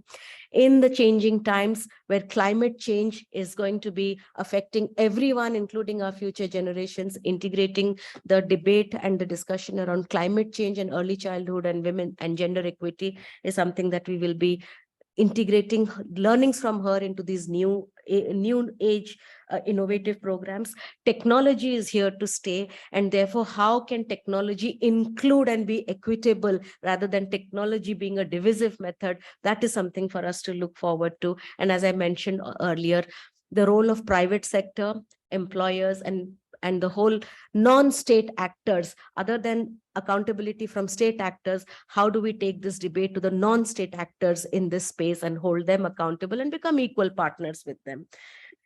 So with that, thank you very much for this opportunity. Finally, it is Mina ji's vision of little babies, women from the community who become custodians of good quality care, and that leads to a rippling effect for a more inclusive and equitable world that we want to, a more humane world that we want to build. She was a woman of action, and there was always a call to action. But for her also, as I have understood, that action was always about taking along everyone. Action was being smart to contextualize, to know which direction the wind is blowing, and therefore how do we smartly use it for our bigger battles. And we will continue to do that. Hopefully continue to keep her wisdom within us for the generations to come. Thank you very much. Thank you. Thank you. Thank you so much, Sumitra. And before I call our next, call upon our next speaker, I would like to kind of just make a plea with the organizers that it's so difficult to really stop people from talking. And when they are, I mean, the more spoken about Mina Di is less. And so request to the organizers to be a little more liberal with the time and let us, go forward in that in the spirit that Mina Di had already inspired so many of us and put us on fire for moving forward. Thank you. I'm now delighted and pleased to, in fact, honored to welcome amongst us Dr. Manzoor Ahmed, Professor Emeritus, BRAC Institute of Educational Development from Dhaka, Bangladesh, who despite all his efforts to join this event in person could not do so, sadly, due to the delay in the issue of his visa. We are happy that he has been able to join us nevertheless online. So thank you, Dr. Ahmed. Dr. Ahmed is also the chair of the Bangladesh Early Childhood Development Network and vice chair of the Council of Campaign for Popular Education in his country. He's also the founding director of the BRAC University Institute of Educational Development. Dr. Ahmed, I don't know how many of us know, has been very closely associated with key developments in education in India. And I personally recall my own first introduction to him way back in 1985, when I was working at the National Institute of Educational Planning and Administration, when he was invited by no other but the MHRD at that time, Ministry of Human Resource Development, to participate in an international conference that had been organized to discuss and debate the making of the National Policy on Education 1986. So that's how much back, my association with goes, but Dr. Ahmed has been closely linked with the educational developments in this country in various capacities. So I would like to now turn to request Dr. Ahmed to speak to us on is politics failing our children, overcoming obstacles to early childhood development in South Asia. We specifically requested Dr. Ahmed to give us a slightly more global perspective on childhood development in South Asia. Over to you, Dr. Ahmed. Oh, thank you. Thank you very much, Anjana, for this very generous introduction. And good morning. Greetings from Bangladesh. I regret that I'm not able to join you in person for various reasons, but very happy to be with you and in this company of very distinguished speakers who have spoken previously and the audience here. It is indeed a very special honor for me to have the chance to join this occasion to commemorate Ms. Mina Swaminathan and speak on early childhood development. I'm, of course, very happy that Anjana Mangalagiri, my old friend, is the moderator of this session, and also happy to be reconnected with Nitya Rao, professor at East Anglia University. Ms. Swaminathan was, as has been mentioned already, was a believer in early childhood development before it became fashionable. Her research, activism, and advocacy were immensely important at the inception stage of the Integrated Child Development Services of India, which became the largest early childhood development program in the world and remains so after 50 years. In the short time I have, I would like to speak briefly about the one critical aspect of the challenge for early childhood development. It's difficult, as you have seen, to stop talking and be within the time limit when you talk about either Ms. Swaminathan or about early childhood development, but I'll try. I'd like to speak particularly what I consider the most critical challenge to be in ECD, that is politics in our countries, and that the politicians are failing our children, to put it rather bluntly. Now, in the 8 countries of South Asia, as estimated by the World Bank, 89 million children under age 5 are at risk of not reaching their developmental potential. That is, they fall short in their intellectual, emotional, social, and physical growth that is expected for their age. This shortfall, I think it has been mentioned, may never be recovered except for the few who may benefit from expensive and difficult remedial measures, which in any case are not available to most who need this. So the deficits for most are likely to be cumulative as the children grow up. This is the situation for more than half of the children, 53% under 5 in the region, as estimated by the World Bank.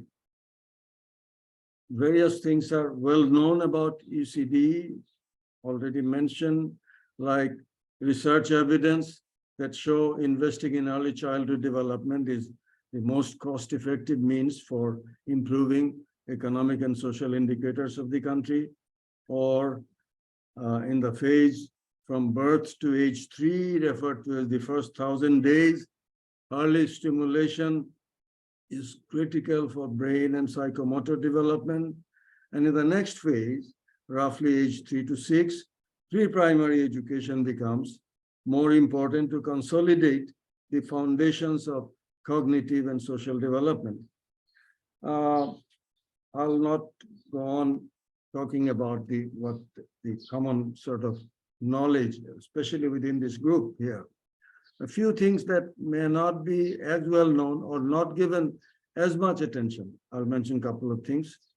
The cognitive and linguistic skills of children in South Asia are similar to those of American children during the first few months of life, measured by the Bailey scales of infant and toddler development. But South Asian children fall behind as they grow older. What does this mean? In other words, when the effects of what the newborn brings from its mother's womb wears off, and the need for more external care and stimulation becomes more important, then the child begins to decline. All right. And then it has been mentioned also that inequalities by social group in the development of children's cognitive skills are a serious concern in all South Asian countries. In Bangladesh, for age 36 to 59 months, the early childhood development indicator milestone were achieved by 77% in the richest quintile compared to 57% in the poorest quintile, a 20% gap. And this, I think, is measured by very modest indicators. Okay, these known and unknown factors are, I think, recognized in policy measures that are being considered and discussed, like increased government investment in early childhood development to develop human capital, use a multi-sectoral approach to develop cumulative skills and capacities, include education interventions in existing health, nutrition, and protection services for children aged 3 years and younger, increase availability of skilled caregivers, and so on. I think these are also known. One may add to elaborate on these, but I think these are similar prescriptions are familiar to the policymakers and decision makers in the countries, in our country. They've heard these expert recommendations and perhaps agree with these suggestions. Many countries have even adopted these or similar policies. But then, why are the prescriptions not being followed, not being acted upon? Would it be very simplistic to say that this situation represents the failure of politics and politicians in our countries to create the conditions and build the environment in which these policy prescriptions can be implemented? Two colleagues, John Richards and Shahidul Islam, and I worked recently on examining the basic education situation in South Asia. We asked why South Asia as a region doing relatively well on the economic front remains so far behind in basic education. By the World Bank Learning Poverty Measure, defined as the proportion of 10 to 14-year-old children able to read a grade 2 level text in their language of instruction, less than half, perhaps around 40%, could do so in 2019, before the pandemic. And this may have gone down further due to the pandemic effects. The World Bank estimates that this may have come up to 80%. The causes consisted of a familiar list: not enough investment, not enough teachers who are capable and motivated to apply effective pedagogy, poor learning materials and learning environment, unaccountable and unresponsive governance and management at the institution and at the system level, and so on. These conditions persisted in spite of policies designed and as we have heard, right to education laws adopted by most of the governments in this region. Our conclusion in brief was that the policies actually implemented and the creation of conditions for carrying out the policies are determined not as much by the technical merits and soundness of the policies and related programs, but by the political settlement arrived at by negotiations within the power structure in each country. Policies are not translated into action just by being adopted and expressed in beautiful language. What aspects of policies are given serious attention, what aspects may be ignored or kept aside, whether an action plan is prepared and responsibilities actually assigned, and if necessary resources are allocated and actually disbursed, and other necessary conditions for carrying out the policy are created, depend on political negotiations involving political and higher level administrative decision makers representing diverse interests and agendas.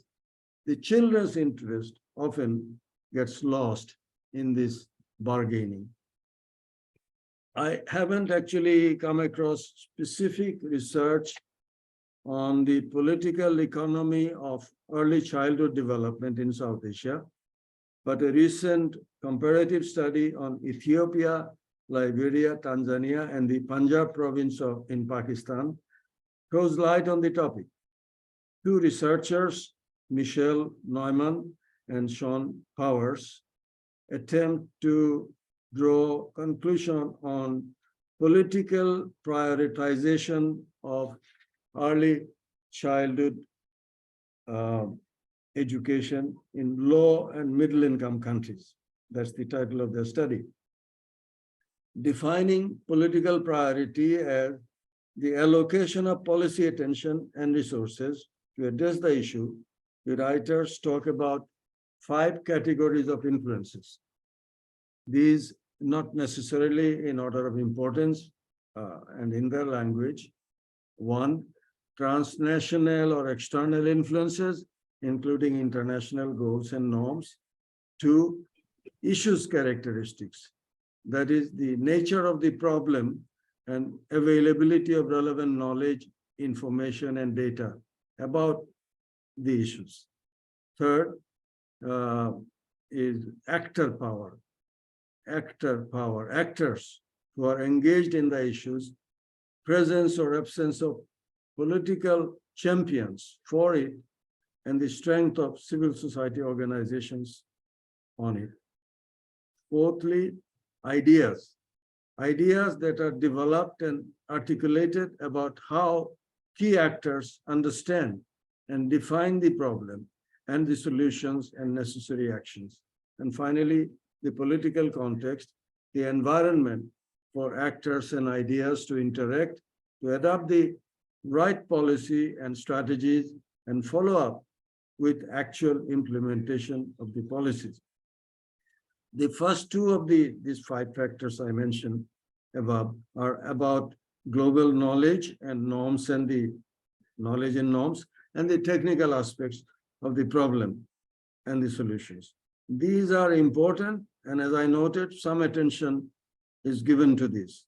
Not given as much attention are the last 3 elements concerning actors involved in making political choices, ideas that are politically relevant regarding the issues, and the political context in which the actors and ideas interact. The 2 researchers emphasize 4 elements influencing political priority setting in early childhood development. These, in their language, are first, a cohesive policy community. Second, national political entrepreneurship.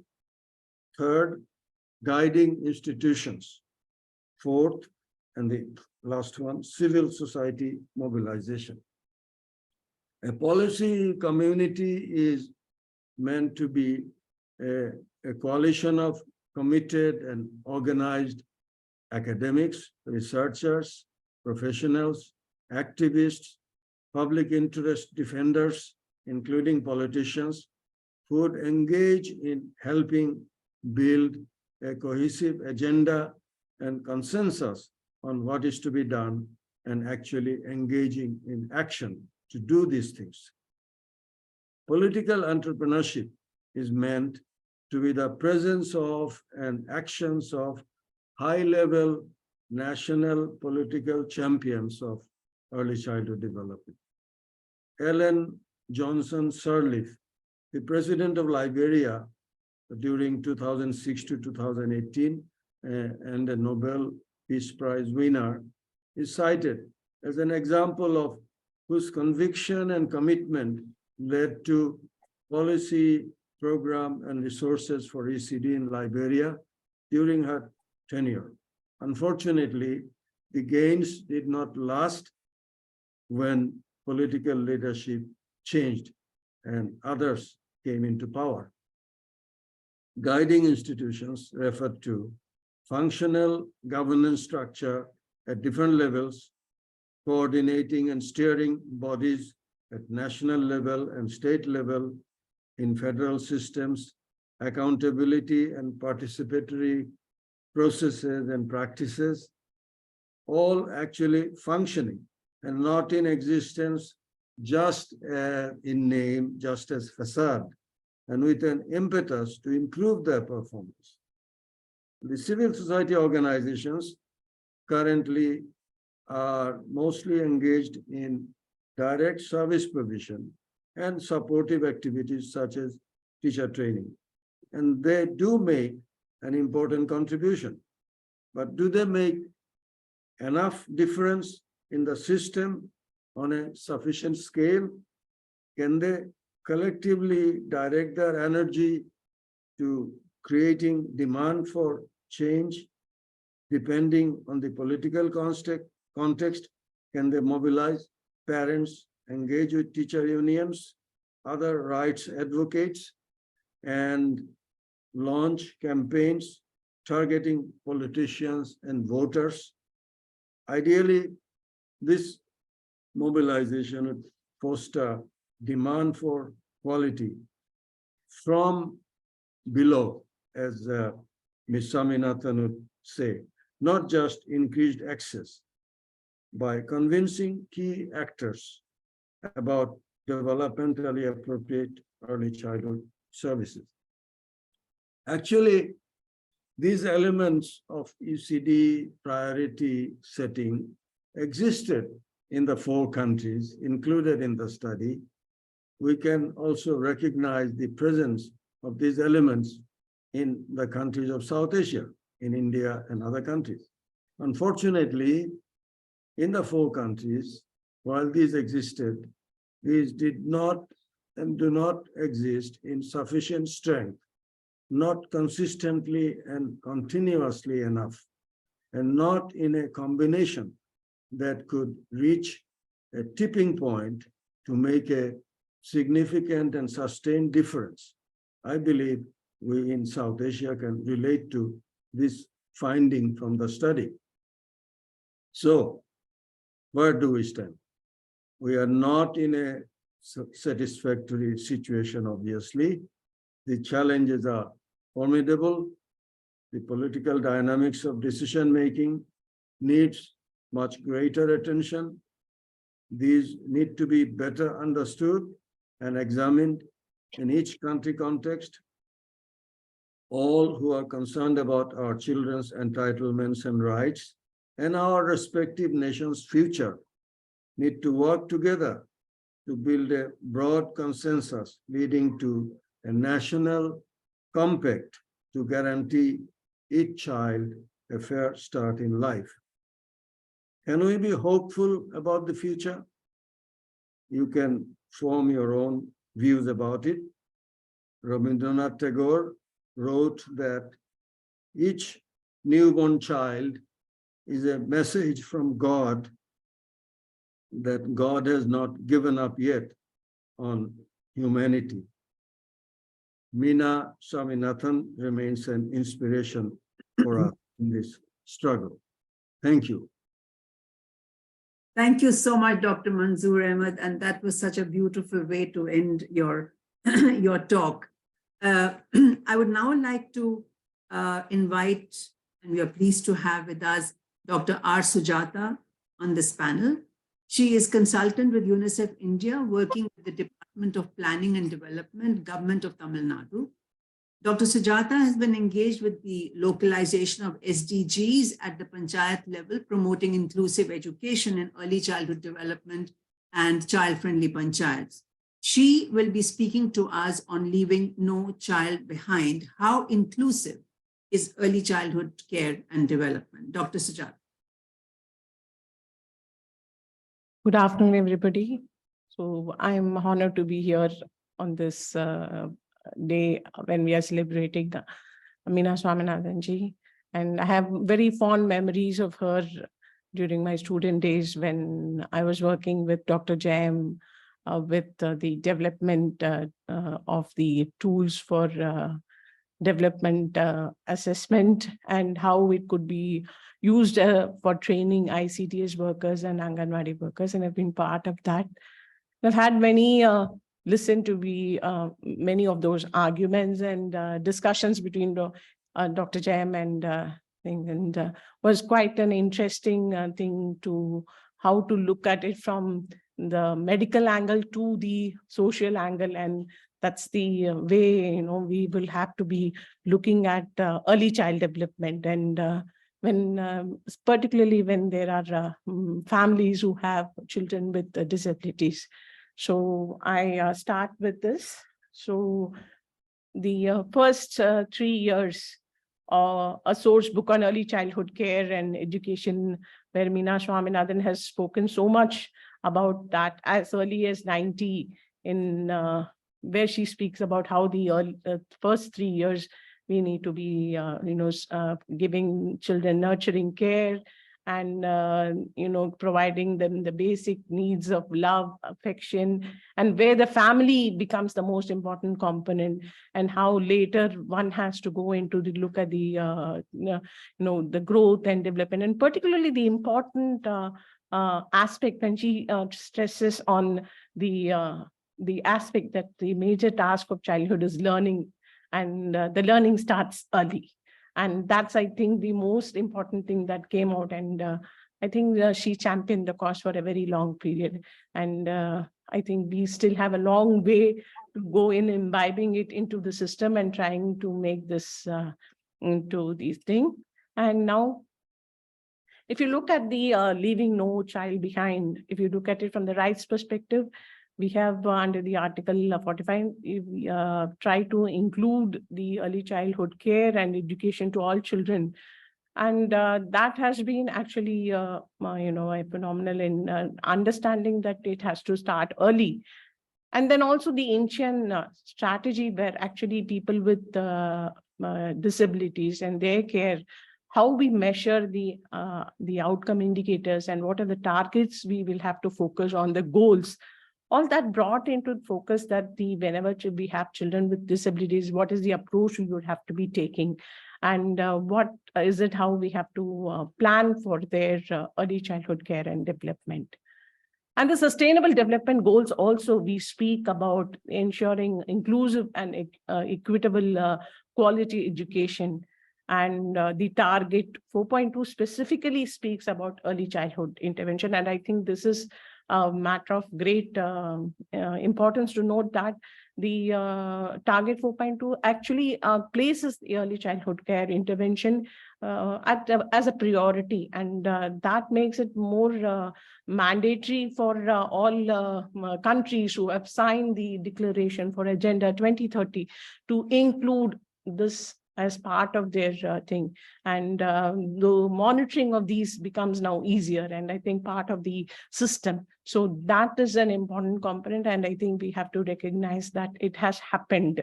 And this is maybe due to the efforts of people like Mina ji, who have done a lot on this.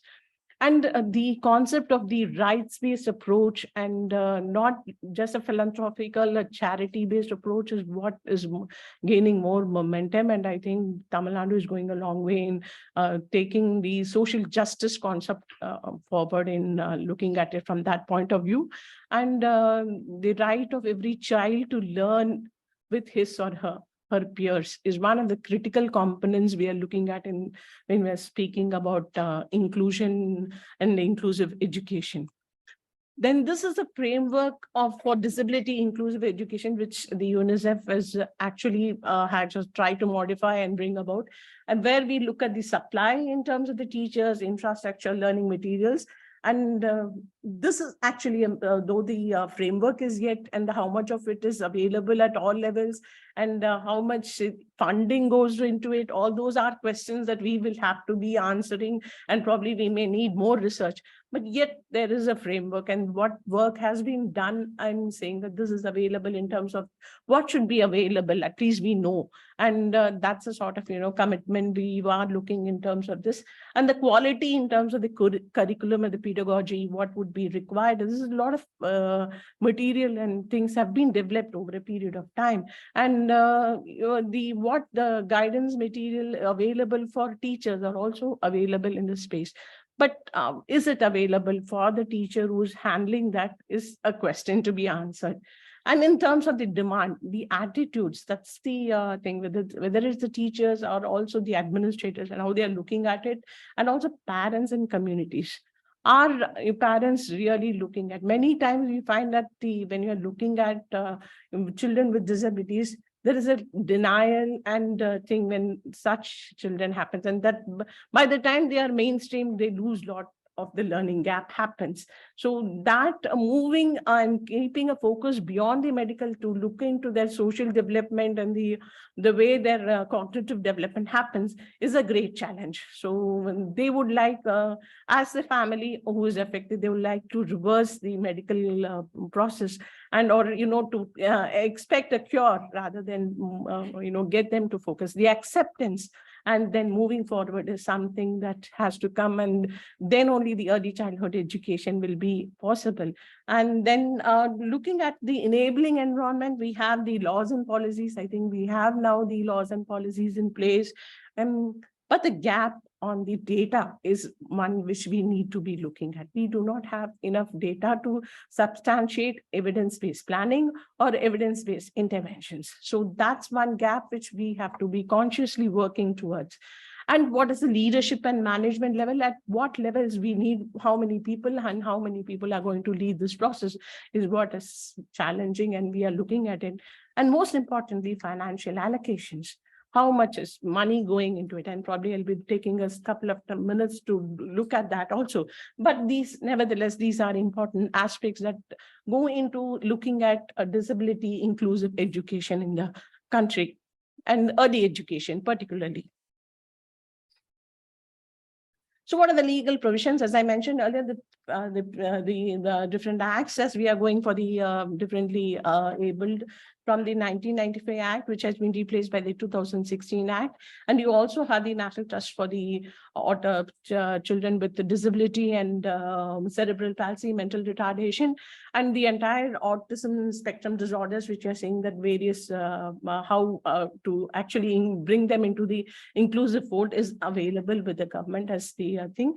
But the fact remains, how many of the children are able to access these things, and how many are aware that information, where to go and how to go, remains still a challenge. Dr. Sujata, sorry to interrupt you, but just a forewarning that you have 22 slides, as I see, and we've already taken 7 minutes for 4 slides. So really sincerely request you to please. Yes, ma'am. Thank you so much. So looking at the data, as I said, that the data is the primary problem that we are having. And the recent 76th NSS round survey is actually has a focus on the disabilities and people living with disabilities. And it's more or less gives us an idea of thing. And where it is getting reflected is where literacy rate and things, which we see that compared to India, Tamil Nadu seems to be doing slightly better. But what comes out from this data is that there are approximately 1.3 million children with disabilities, and only 30% of them access early childhood care. And that is an important thing where we understand that there needs to be more efforts taken to ensure that they enter into the early childhood care programs. And also to the fact that we have to probably see that the school education surveys that take place also include between the age group of 3 to 6, so that we get a robust database sort of thing, that if it is possible, it will be useful.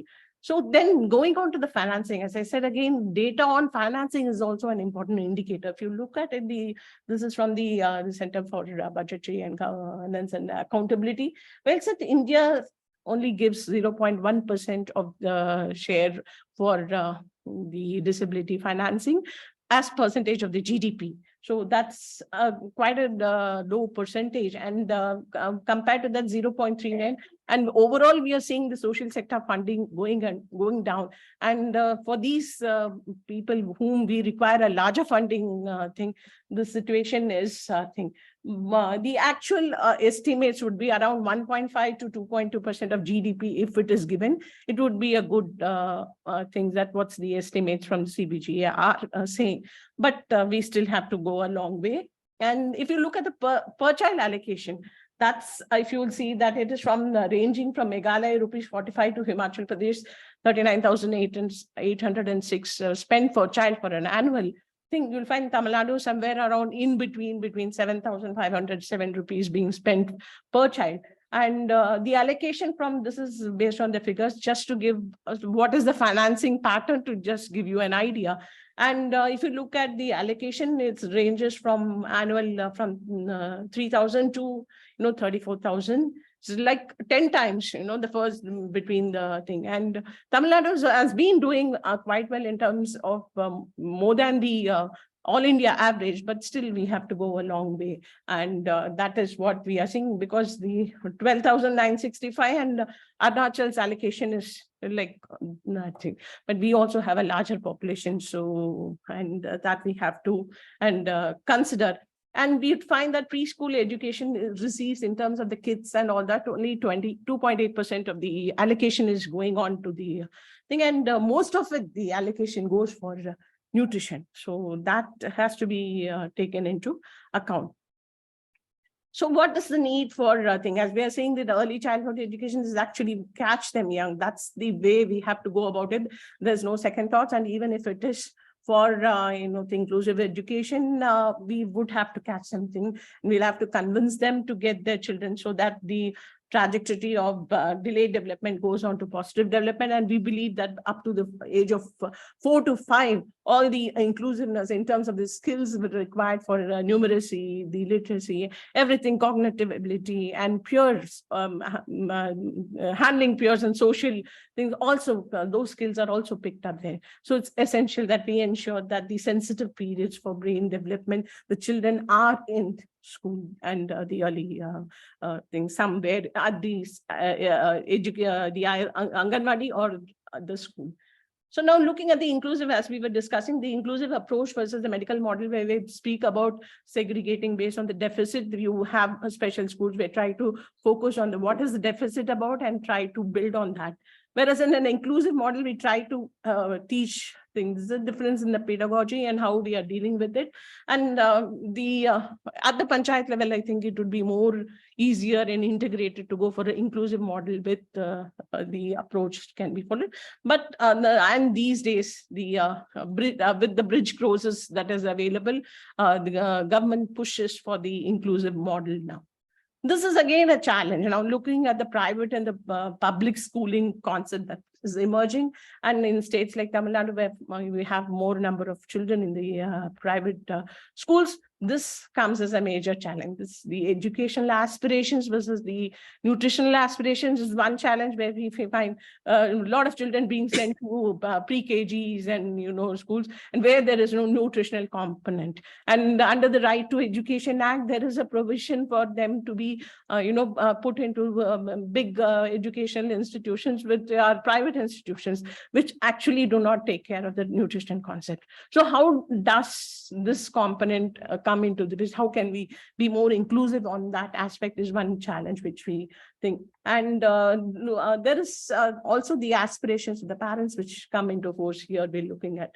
So the number of children who are going to private schools seem to be thing, and only in the post-COVID period, there is a shift from private to public schools.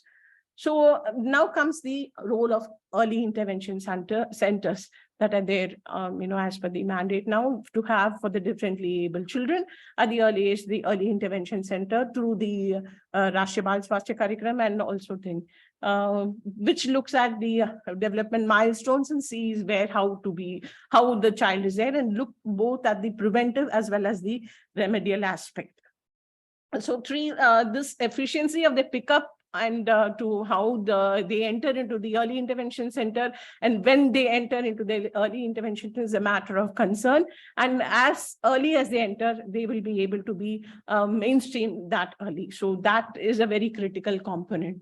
And if you look at the different aspects in which the early identification and mainstreaming is being done, we are expecting the early intervention centers to be taking care of that. And that setting up for such centers, funding allocation is there, personnel are being there, medical facilities are provided, and how can be mainstreamed. So, and the inclusion and participation within the family and community also, this intervention centers are able to make a mark and make a impact on the quality of life and sharing. Dr. Sujata, you have less than a minute left, but I'll give you another 2 minutes to be fair to you compared to the other speakers. So 3 minutes more, please. Yeah, thank you. So understand the child and family experience, where we speak about a whole of family approach and the home thing, and how the whole of government approach in terms of the services delivered by the Health and Family Department and the different departments, which I'm saying as a multi-sectoral approach for children with special needs, where the identification of the disability happens in the Medical and Health Family Department, and then goes on for, counseling medical thing through the families, and try to build up through the ICDs, try to integrate them. And how through the women help self-help group movement, through the animators and thing, we try to bring them into as support group at the panchayat level to support this. This model has been tried in Kerala, and Tamil Nadu is also trying this out, and how to have a least restrictive environment in the thing. This sort of building barriers-free environment in Anganwadis has started quite a long way back now. The infrastructure component for thing has been done much earlier now. So how far are we in inclusive education? If you look at readiness at home, this is one thing, that component that requires real working, and it may take a longer period because we'll have to be actually looking at the data to identify who are the real people who require the services, and informed parents who are able to find out what are their rights and entitlements and seek it out. So that is the readiness at home is a big issue. And at the community level, there is a concept of now with the Sustainable Development Goal localization. We speak about panchayat level child-friendly panchayats, where we can actually look at children with disabilities and how they can be integrated into the system early and at the panchayat level with the ICDS happening. So, and it is also to understand that we have to, a community approach is what we have to follow, because of the fact that when you have families who have very healthy and capable children, whether they want such family children with disabilities to be a part of their pure learning process is one thing. As a challenge, many Anganwadis do say, so that in those times the animators, the special educators and all that chip in to actually bring the community to accept them at the early age. And that is very, very critical, and that would make a long difference in creating a society that is more tolerant to the disability and diversity. And at the school level also, whether the teacher, pedagogy, all these things are looking at it, and the development of such thing is happening, and Tamil Nadu is also in that process of developing such thing. So as we say that when schools would have to understand what are their stakeholders, how are the school management committees they can look at, and where to locate data. For in the school district, how many of these children will have to be brought in, and what are the type of special educators I may require? That sort of assessments would have to be done, and how teachers can actually be, create inclusive thing, pre-service training and in-service development of thing to deal with such inclusive components would be a good thing. The school management committees which are now being constituted are doing some amount of these type of things to keep every child in school. So the age appropriate, individual appropriate will be, because each child with a disability learns at his or her space, and to have that to, more thing, and which is culturally appropriate. These are very, very crucial to looking at it. And that the crucial thing is having an enabling environment for learning for the child. So understanding the support of children with disabilities and their families, education management information system, the data, again, I'm coming back to the point where we have an EMIS which captures data, and we actually find out whether there is such, what is the gap we may have to provide for these children. And identification, the health department, the cohort, like there is a mother and child tracking system where we allow the data to be transmitted, go in a loop to the education management system, and up to 18 years, we ensure that the learning levels and the outcomes, the children are at school and we are monitoring their learning. So this sort of a systematic data monitoring of the child's outcomes would be a good way to be looking at it and ensuring that the learning outcomes happen. So some of the, just to show some of the new Anganwadi centers that have been come in Tamil Nadu, and so the citizens. Dr. Sujata, you will have to wind up now. Yes, please. yes. Citizens Charter, which is commits to make Anganwadi centers as vibrant early childhood care development centers situated in a school complex, where this is one thing. And a scheme where which we Aadi Padi Vilayade Papa, where we actually speak about age-wise assessment cards and preschool completion certificates at the government school level, and also have workers who are trained on things.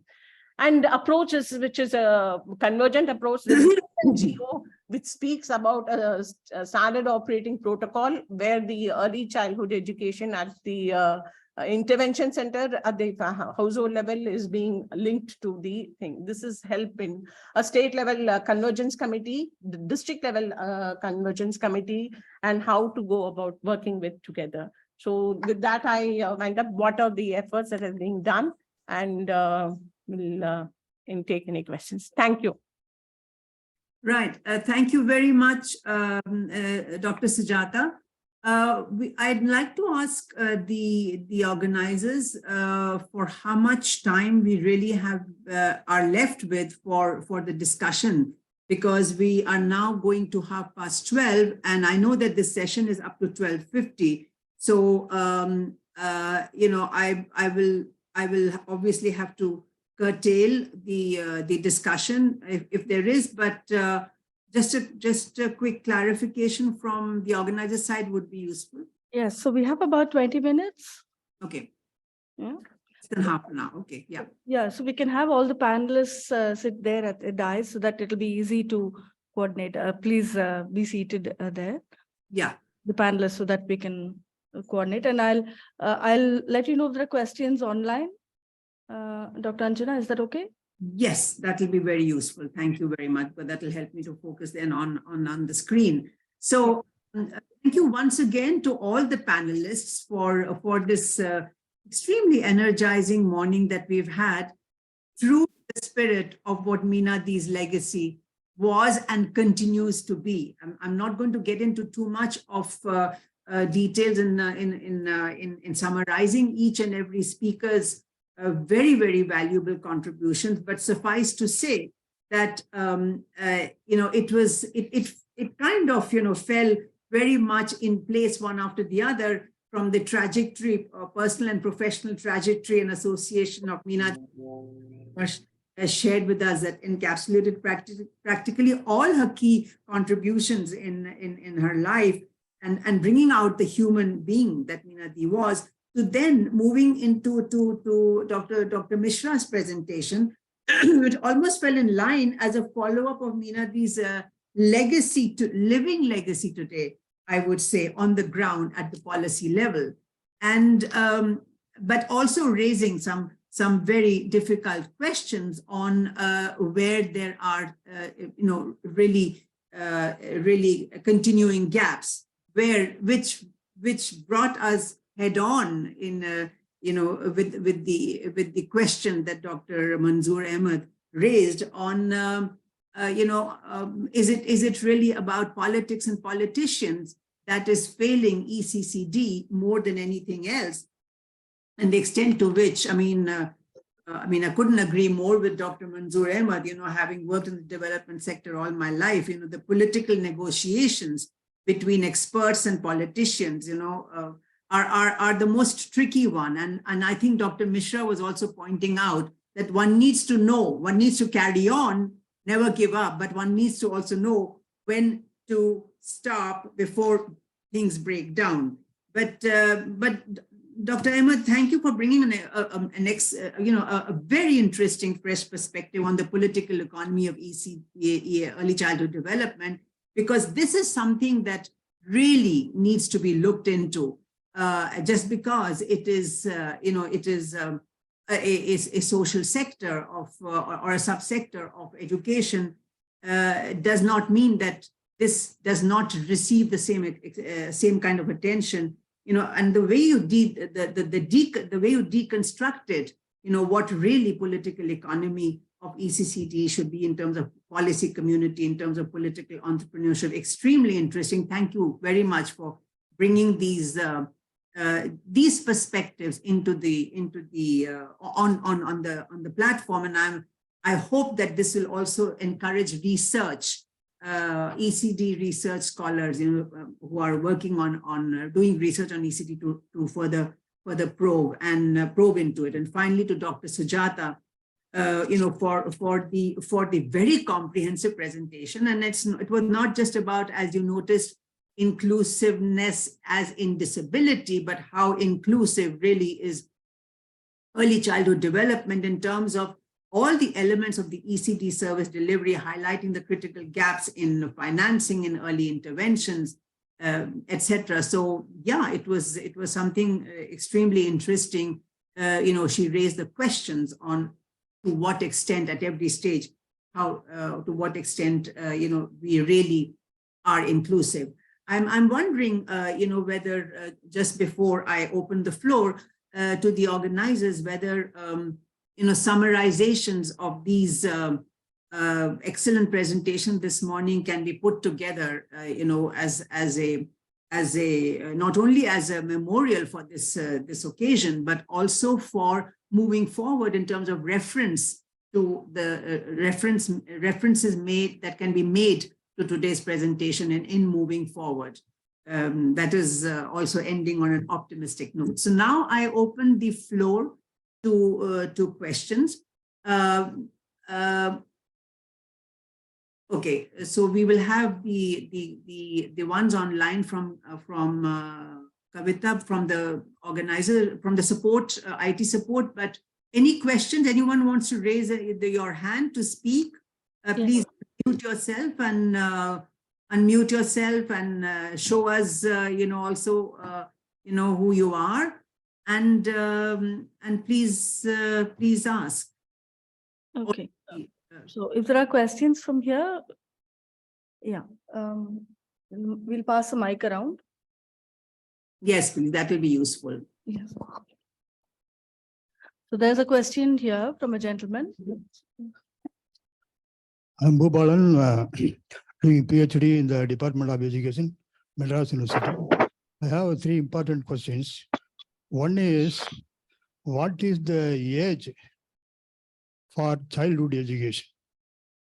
How do you fix the age? Is it 3 to 5? Like that, preschool. Generally, we think preschool education, that is called early childhood education. That is what we consider.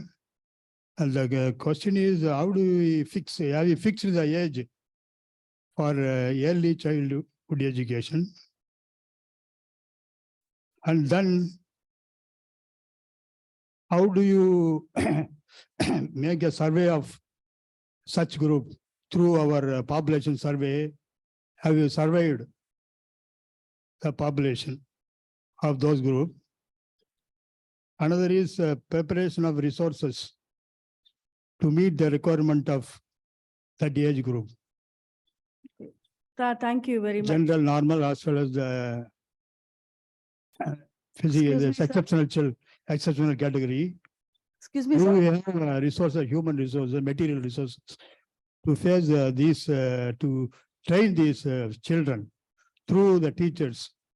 Sir, excuse me. That is my question. One question goes to the extra, that Excuse is me, sir. related to policy making with regard to age norm.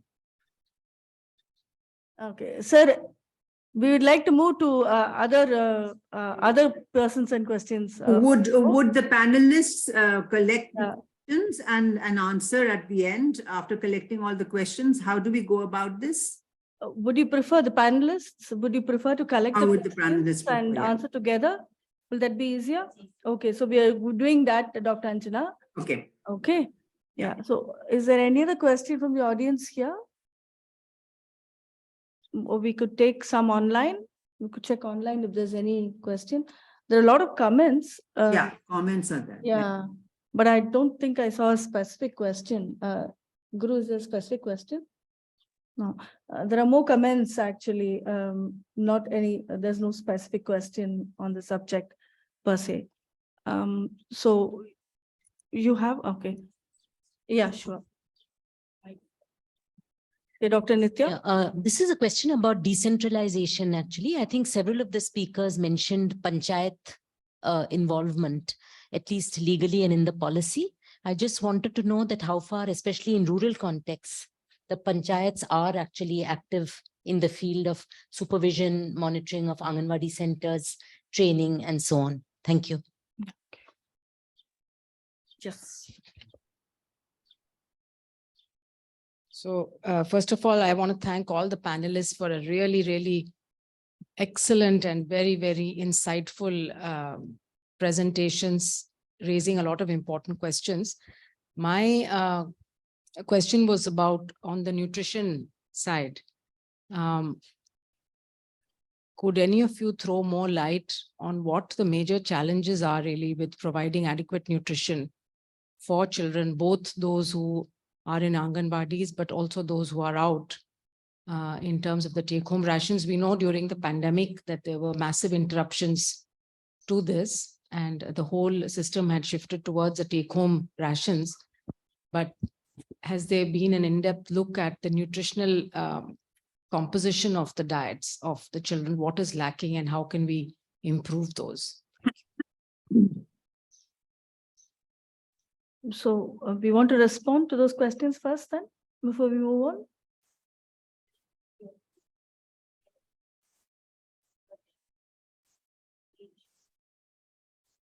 Okay.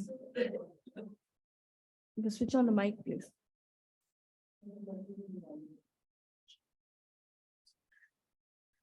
Okay, so very quickly, the first question on what is the appropriate age preschool. I think this, I mean, in terms of our policy documents and in terms of the science, I think it's quite clear that learning is a continuum. Learning begins from birth, and more recent scientific evidence points towards to 8 years of age as the foundational learning age for early childhood education. So really grade 1 and grade 2 are also a part of the elementary education continuum, but of course within that age appropriate curriculum, pedagogy, all of that will be relevant.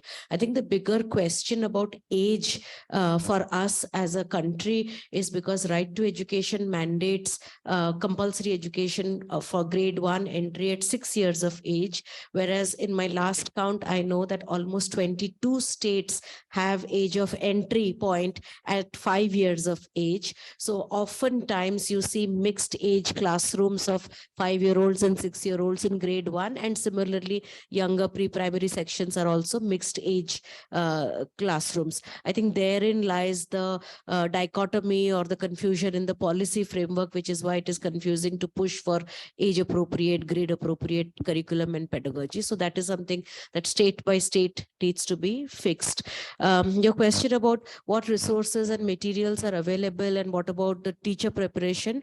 I think again, this is also, I mean, just keeping Mina ji's legacy that, the whole thing about early childhood education, particularly learning through the mother's language, the mother tongue based language, multilingual education is extremely important. And therefore pedagogy transaction at the, which is contextual, which is culturally specific, which is mother tongue based is important. But also a lot of the state have developed their own state curricular frameworks and the material that develops out of it. So this can't be centralized. The more it is localized within a guiding principle, guiding framework will be relevant. And I know that Adarsh can answer more to that. Just about the panchayat question, I'll say that, I mean, in fact, Chirashri, my colleague, will be in a better position to speak about panchayat, but certainly within the 73rd amendment, there is provision for the panchayats to look at women and children issues. It's very much a part of their official oversight issue. A lot of the opportunity that we see in our work with panchayats is actually building capacities of panchayat members on focusing on women and child issues beyond infrastructure and road and water and those kind of civil subjects se zyada move karke for them to move on the women and children issue.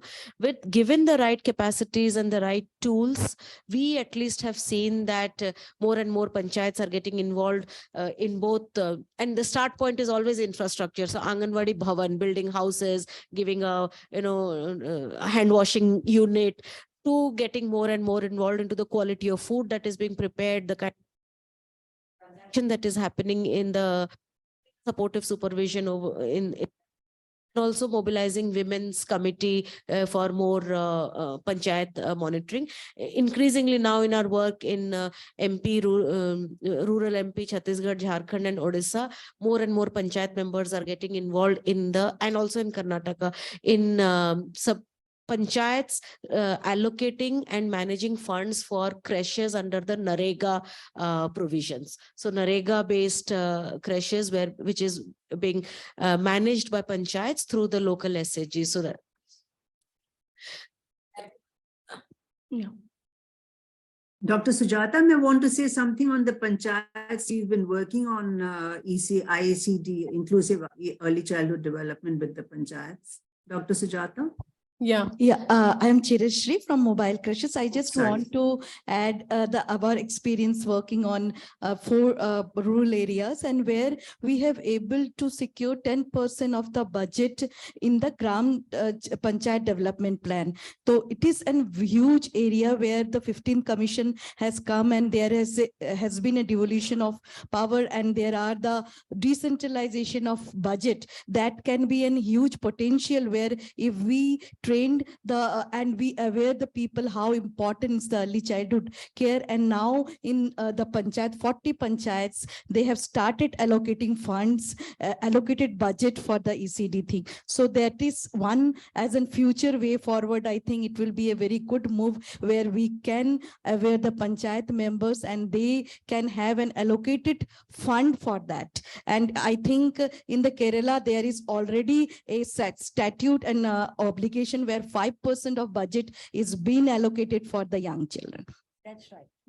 Yeah, thank you. I'll just supplement what she has already told, that the 15th Finance Commission actually gives a provision for allocation of funding at the panchayat level up to 10% of the things. So fund availability, they have ensured at the panchayat level. The problem, of course, is in getting the panchayats to actually work on these softer components, and because they are more used to building buildings and infrastructure rather than in non-nutrition and early child development. But the continuous capacity building to look at this is happening on the women and women-friendly panchayats and child-friendly panchayats, which is part of the localization of SDGs mandate of the Rashtriya Gram Swaraj plan, and the village level Gram Panchayat development planning process. So the overall, when they prepare a plan for a 5-year period, the panchayats, the president can actually incorporate certain components related to the development of children, and how they can allocate funds either through their own resources or through the different scheme funds is a matter of discussion in the Gram Sabha and being entered into that thing has been brought into it. But whether the capacity of the elected representatives are there is a point to be explored, and we have to be looking at training of these the elected representative to be actually be delivering these. Yeah. So that is one important component. And so if you are also having the status of the indicators, which you can actually see it moving from one, the data as an important evidence can be made available at the panchayat level to be looking at it.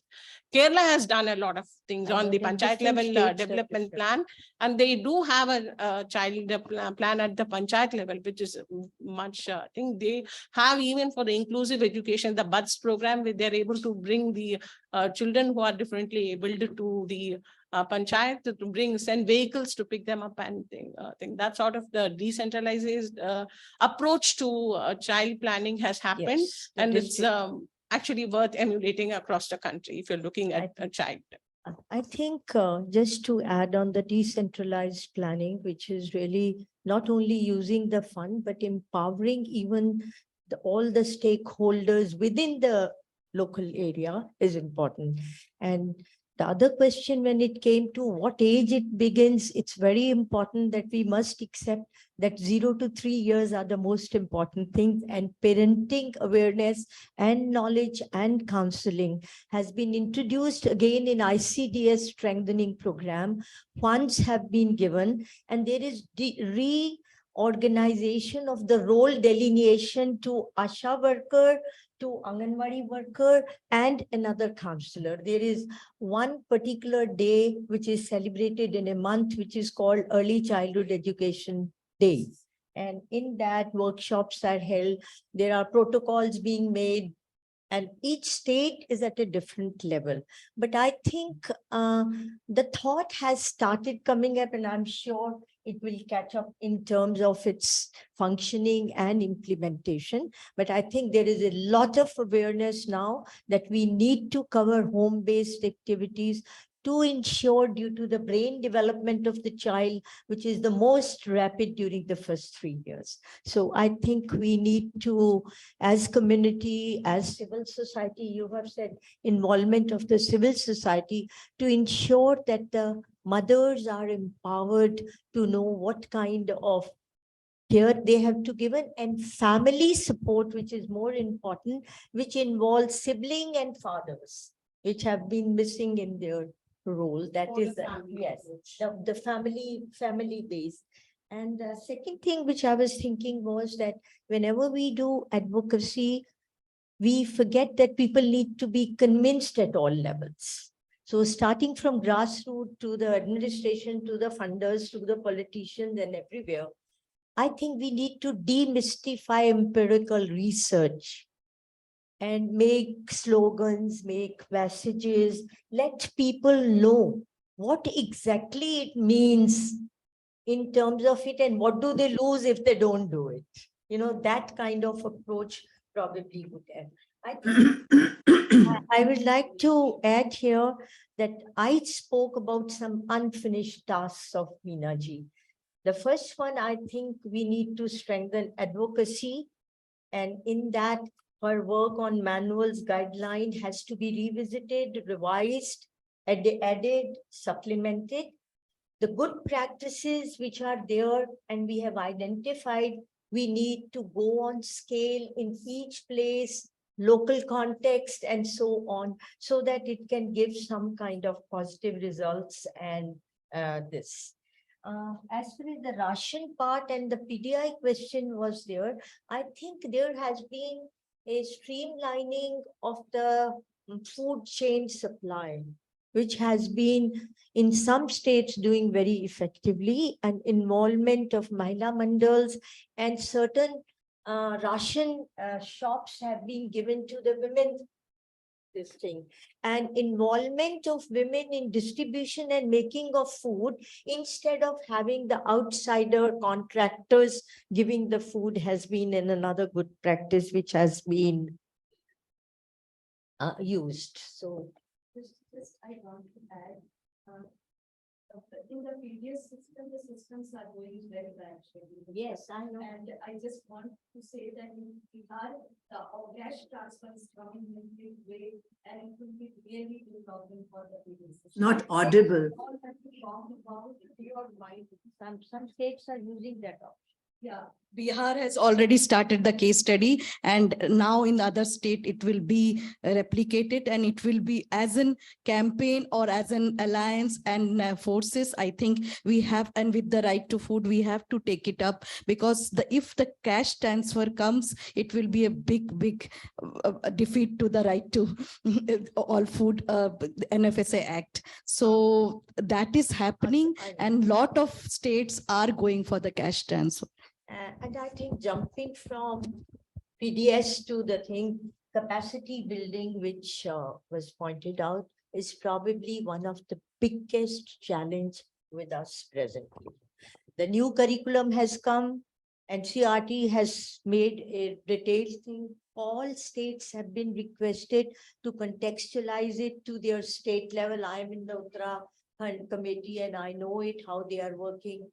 Everywhere, the same thing will not work everywhere. What works in Kerala is not going to work in Jammu and Kashmir. What works in Rajasthan will not work in UP. So I think states have to take a very proactive role for capacity building. And the weakest link within ICDS is the preparation of the teachers and orientation. Now it has collapsed because 3 to 5 has moved to the education department. And education department doesn't know whether to use the Anganwadi workers training strategies the way it is, or change it, or do what. So I think short-term courses, little modules and things have to be worked out to make meet the training needs of each of those. No single policy, no single solution will emerge. So we need probably to reorient the IAS officers and the administrators who take the decision at different states, how to go about it, so the new foundation courses and curriculum could be implemented properly. It's again a convergence between ICTS and education, which Yeah. could be. We have a question online. We'll take this question online and then come back. Just a second, Gopi. Yeah. So this question is from Bangladesh, from Mr. Ratan Sarkar. So he says that regionally 89 million children are now undernourished. My question is how far the brain development is being retarded on this, and is there any research on this issue? What would be the initiative to mitigate the issue? So would somebody like to take this question? Yes, actually, this is the Um, biggest problem I think we are facing at this point of time. In spite of having an ICDs and feeding program for a very long period, still have the 40%, 25%. Tamil Nadu itself has 25% of malnourished children. And we are also seeing that a lot of this, in spite of the provisions being given at the Anganwadis, the at home, what is the type of food they give. So I think your own foundation was part of a survey which they have done on the nutritional diets recently. To actually see that what is the type of consumption at home, that which is the primary thing. That is rather it has not been very healthy food, if and move towards, foods, unhealthy foods being available at cheaper prices. And even those, Lays and Kurkure packets that are available at probably 5, 10. And recently, Rajasthan, also there was a thing that it was very small children, on 1 year, 2 year, they were being given Kurkure children. And that age, actually, the gut doesn't develop that much to handle this type of thing. So that's the whole endemic problem of its continuing. So it is definitely going to affect the cognitive abilities. That sort of interdisciplinary research is still to be taken up. And I think this very thing to understand how this nutrition is going to be, and probably then the seriousness of this will sink in. And I think, though some evidence is available on this in India, but still there's a lot of things to go on. I think just to add, there is a very well-established relationship between nutrition and brain development. We don't need to do really a research on it. We have to apply that research into our context, use it in terms of traditional foods available, use it in terms of what is good. I want to go back even to the work of Gopalanji done many years ago on PEM and everything. Now new things are being added, but there is no need of really thinking in terms of it that it can be something which can be taken easy. Malnutrition is something which needs to be really removed. And there are targets, there are groups which are working on it, and we must accept it. That's one of the biggest challenge in child development. Early child development, it's one of the biggest. Though bread is not enough, you have to have stimulation, you have to have everything for brain development. But if the structure itself has not developed with right kind of cells and right kind of connections and right kind of cognitive abilities, I don't think so stimulation would help. It would be only for the specially able children that you can do something specific. But in generic way, I think we need to take it very, very seriously. And I think there is one of the things which is the biggest thing which is harming is the availability of the ready-made snacks and foods becoming popular right even in the far-flung areas. The mother thinks giving a biscuit to the child is enough and nothing else. We are forgetting about good weaning foods which used to be made, and that age of 6 to 9 months is the age where the real fault begins. So catch that particular period. And if you don't catch that period, they say the brain is very resilient and this and that, but there could be irreversible damage. Dr. Mansoor, would you like to add to this discussion, please? Okay, thank you very much. I've been hearing the comments and I basically agree with what has been said. And I don't want to venture into answering questions in the context of India, I think, which you are more knowledgeable about. But I'd like to make 3 quick points very quickly. One is that we have been talking about continuum and integrated approach and so on, but the way the government's work is very sectoral, and the child cannot be divided into, chopped up into sectors. These needs have to be looked at. And so how do you do that? How does the government function in a way so that this continuum and the integrated needs of the child are taken care of? And here it's a big dilemma. Again, a political question, how we organize our, public services. Then one way, of course, you cannot expect a radical change quickly, but one way is, of course, the local government, the panchayat, the community level, the parents and the communities being involved. And here again, there are policies and strategies, and we have heard of some of these, but are they working effectively? The politicians in general, mostly in our and probably other countries, the political hierarchy don't really want to give the responsibility with accountability to the local level. They want to control it from above. And there are all kinds of resistances to actually handing power to the local level. And of course, the capacity and all that, and the way local politics is controlled by the hierarchy.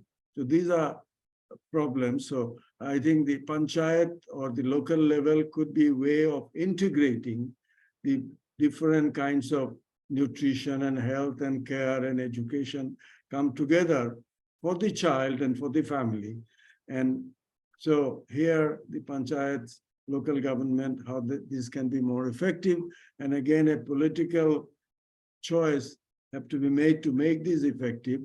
And then thirdly, I think we need more resources, but whatever resources we have, how effectively they are being used. Here again, the kind of sectoralized approach, uncoordinated approach, and the question of accountability, corruption, mismanagement, lack of participatory approach, decisions to be made where actually the beneficiaries are, and things like that. And again, changing the way our system functions, our local government functions, our political process functions. So those are things, those have to be made more direct, politically important question. And here the civil society and the what is called the policy community coming together to make these important issues for the public, for the politician. When the politicians see that if they do not pay attention, they have to pay a price for it, then they will begin to pay attention. Thank you. If I can just add to that part of the question, is there any research on this issue of the linkage between nutrition and brain development? Well, I'm not going to rattle off any research by name, but just to say that there has been plenty of scientific research done, and Mr. Ratan Sarkar just has to Google or go to the library. Scientific research established on the linkage between nutrition and brain development, and the connection of the neurons that are strengthened with the right kind of nutrition, not any, but the right kind of nutrition. So yes, there is plenty of research that already exists, scientific research that exists on the ground on this linkage. May I just add quickly? Yes, you are right. But then I think we also know from experience, UNICEF and WHO and so on, that it is nutrition along with care, of course, and the stimulation. They have to come together. Yeah. not just by nutrition alone. Absolutely. It doesn't work. So that's the thing. Absolutely. There's the research lesson, I think. Yeah. Yeah. Thank you for the clarification. Yeah, that's true.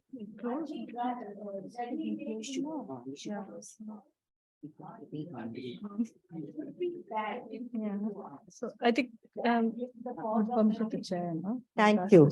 Not audible. Yeah, so with the permission of the chair, we should close this now, or are we? Yeah. Yeah, Yeah. okay, yeah. Sure. No. Okay, this has been a great discussion. So first of all, thank you, Anjana. I think it's not easy to moderate a panel on Zoom, and you really can't see, and With you're really heavyweights, with missing you heavyweights. with heavyweights, and we're really missing you here today. But I'm still wanted to thank you, first of all, for agreeing to moderate. And also, despite all your health issues of doing it today, I think you've been really the best person, very close to Mina ji, but also, of course, a heavyweight in your own right in this field. So thank you very much. I Thank would you. like to thank all the panelists, Dr. Adarsh Sharma, Dr. Sujata, Sumitra, and of course, Dr. Manzoor Ahmed. I had been hoping that we'll be able to see you personally here. It's a long time since I met you in Dhaka, but probably another visit should be made at some time. But really very grateful to all of you for coming and for spending the time and for really speaking from your hearts and from your experience and bringing in all the insights today out. So I sincerely wanted to thank you. I think there had been a few good suggestions in terms of follow-up, in terms of what we can carry forward. I think Sujata suggested the study, clearly something around feeding and consumer preferences and food habits. This is something very urgent. I think Adarsh ji, you suggested that there is an urgent need to update some of the early work, like the work on the under 3. And it needs to be updated. Some of these early books come from the 80s and the 90s with latest developments, bringing in, latest legal processes. I know that Mobile Crash and TN Forces, I think I'm very happy. Also wanted to thank Chirashri for coming and being here.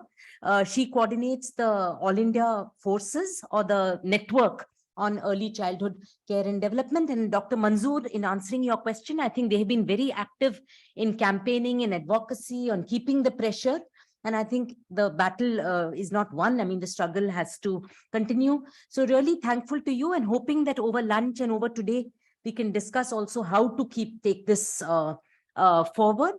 A lot of action points for all of us. So I would also like to finally thank MSSRF Executive Director, Dr. Hariharan, Dr. Rangalakshmi, Rajamanikam, Guru, all of you for really setting up the tech, for making sure that, arrangements have been smooth and working together, and all the participants, both online and in person, who have spent the morning with us. I think I would be amiss. Bindu Malini has left, but she really got us started in a very nice way, calmly set the stage for thinking about and discussing the issues today.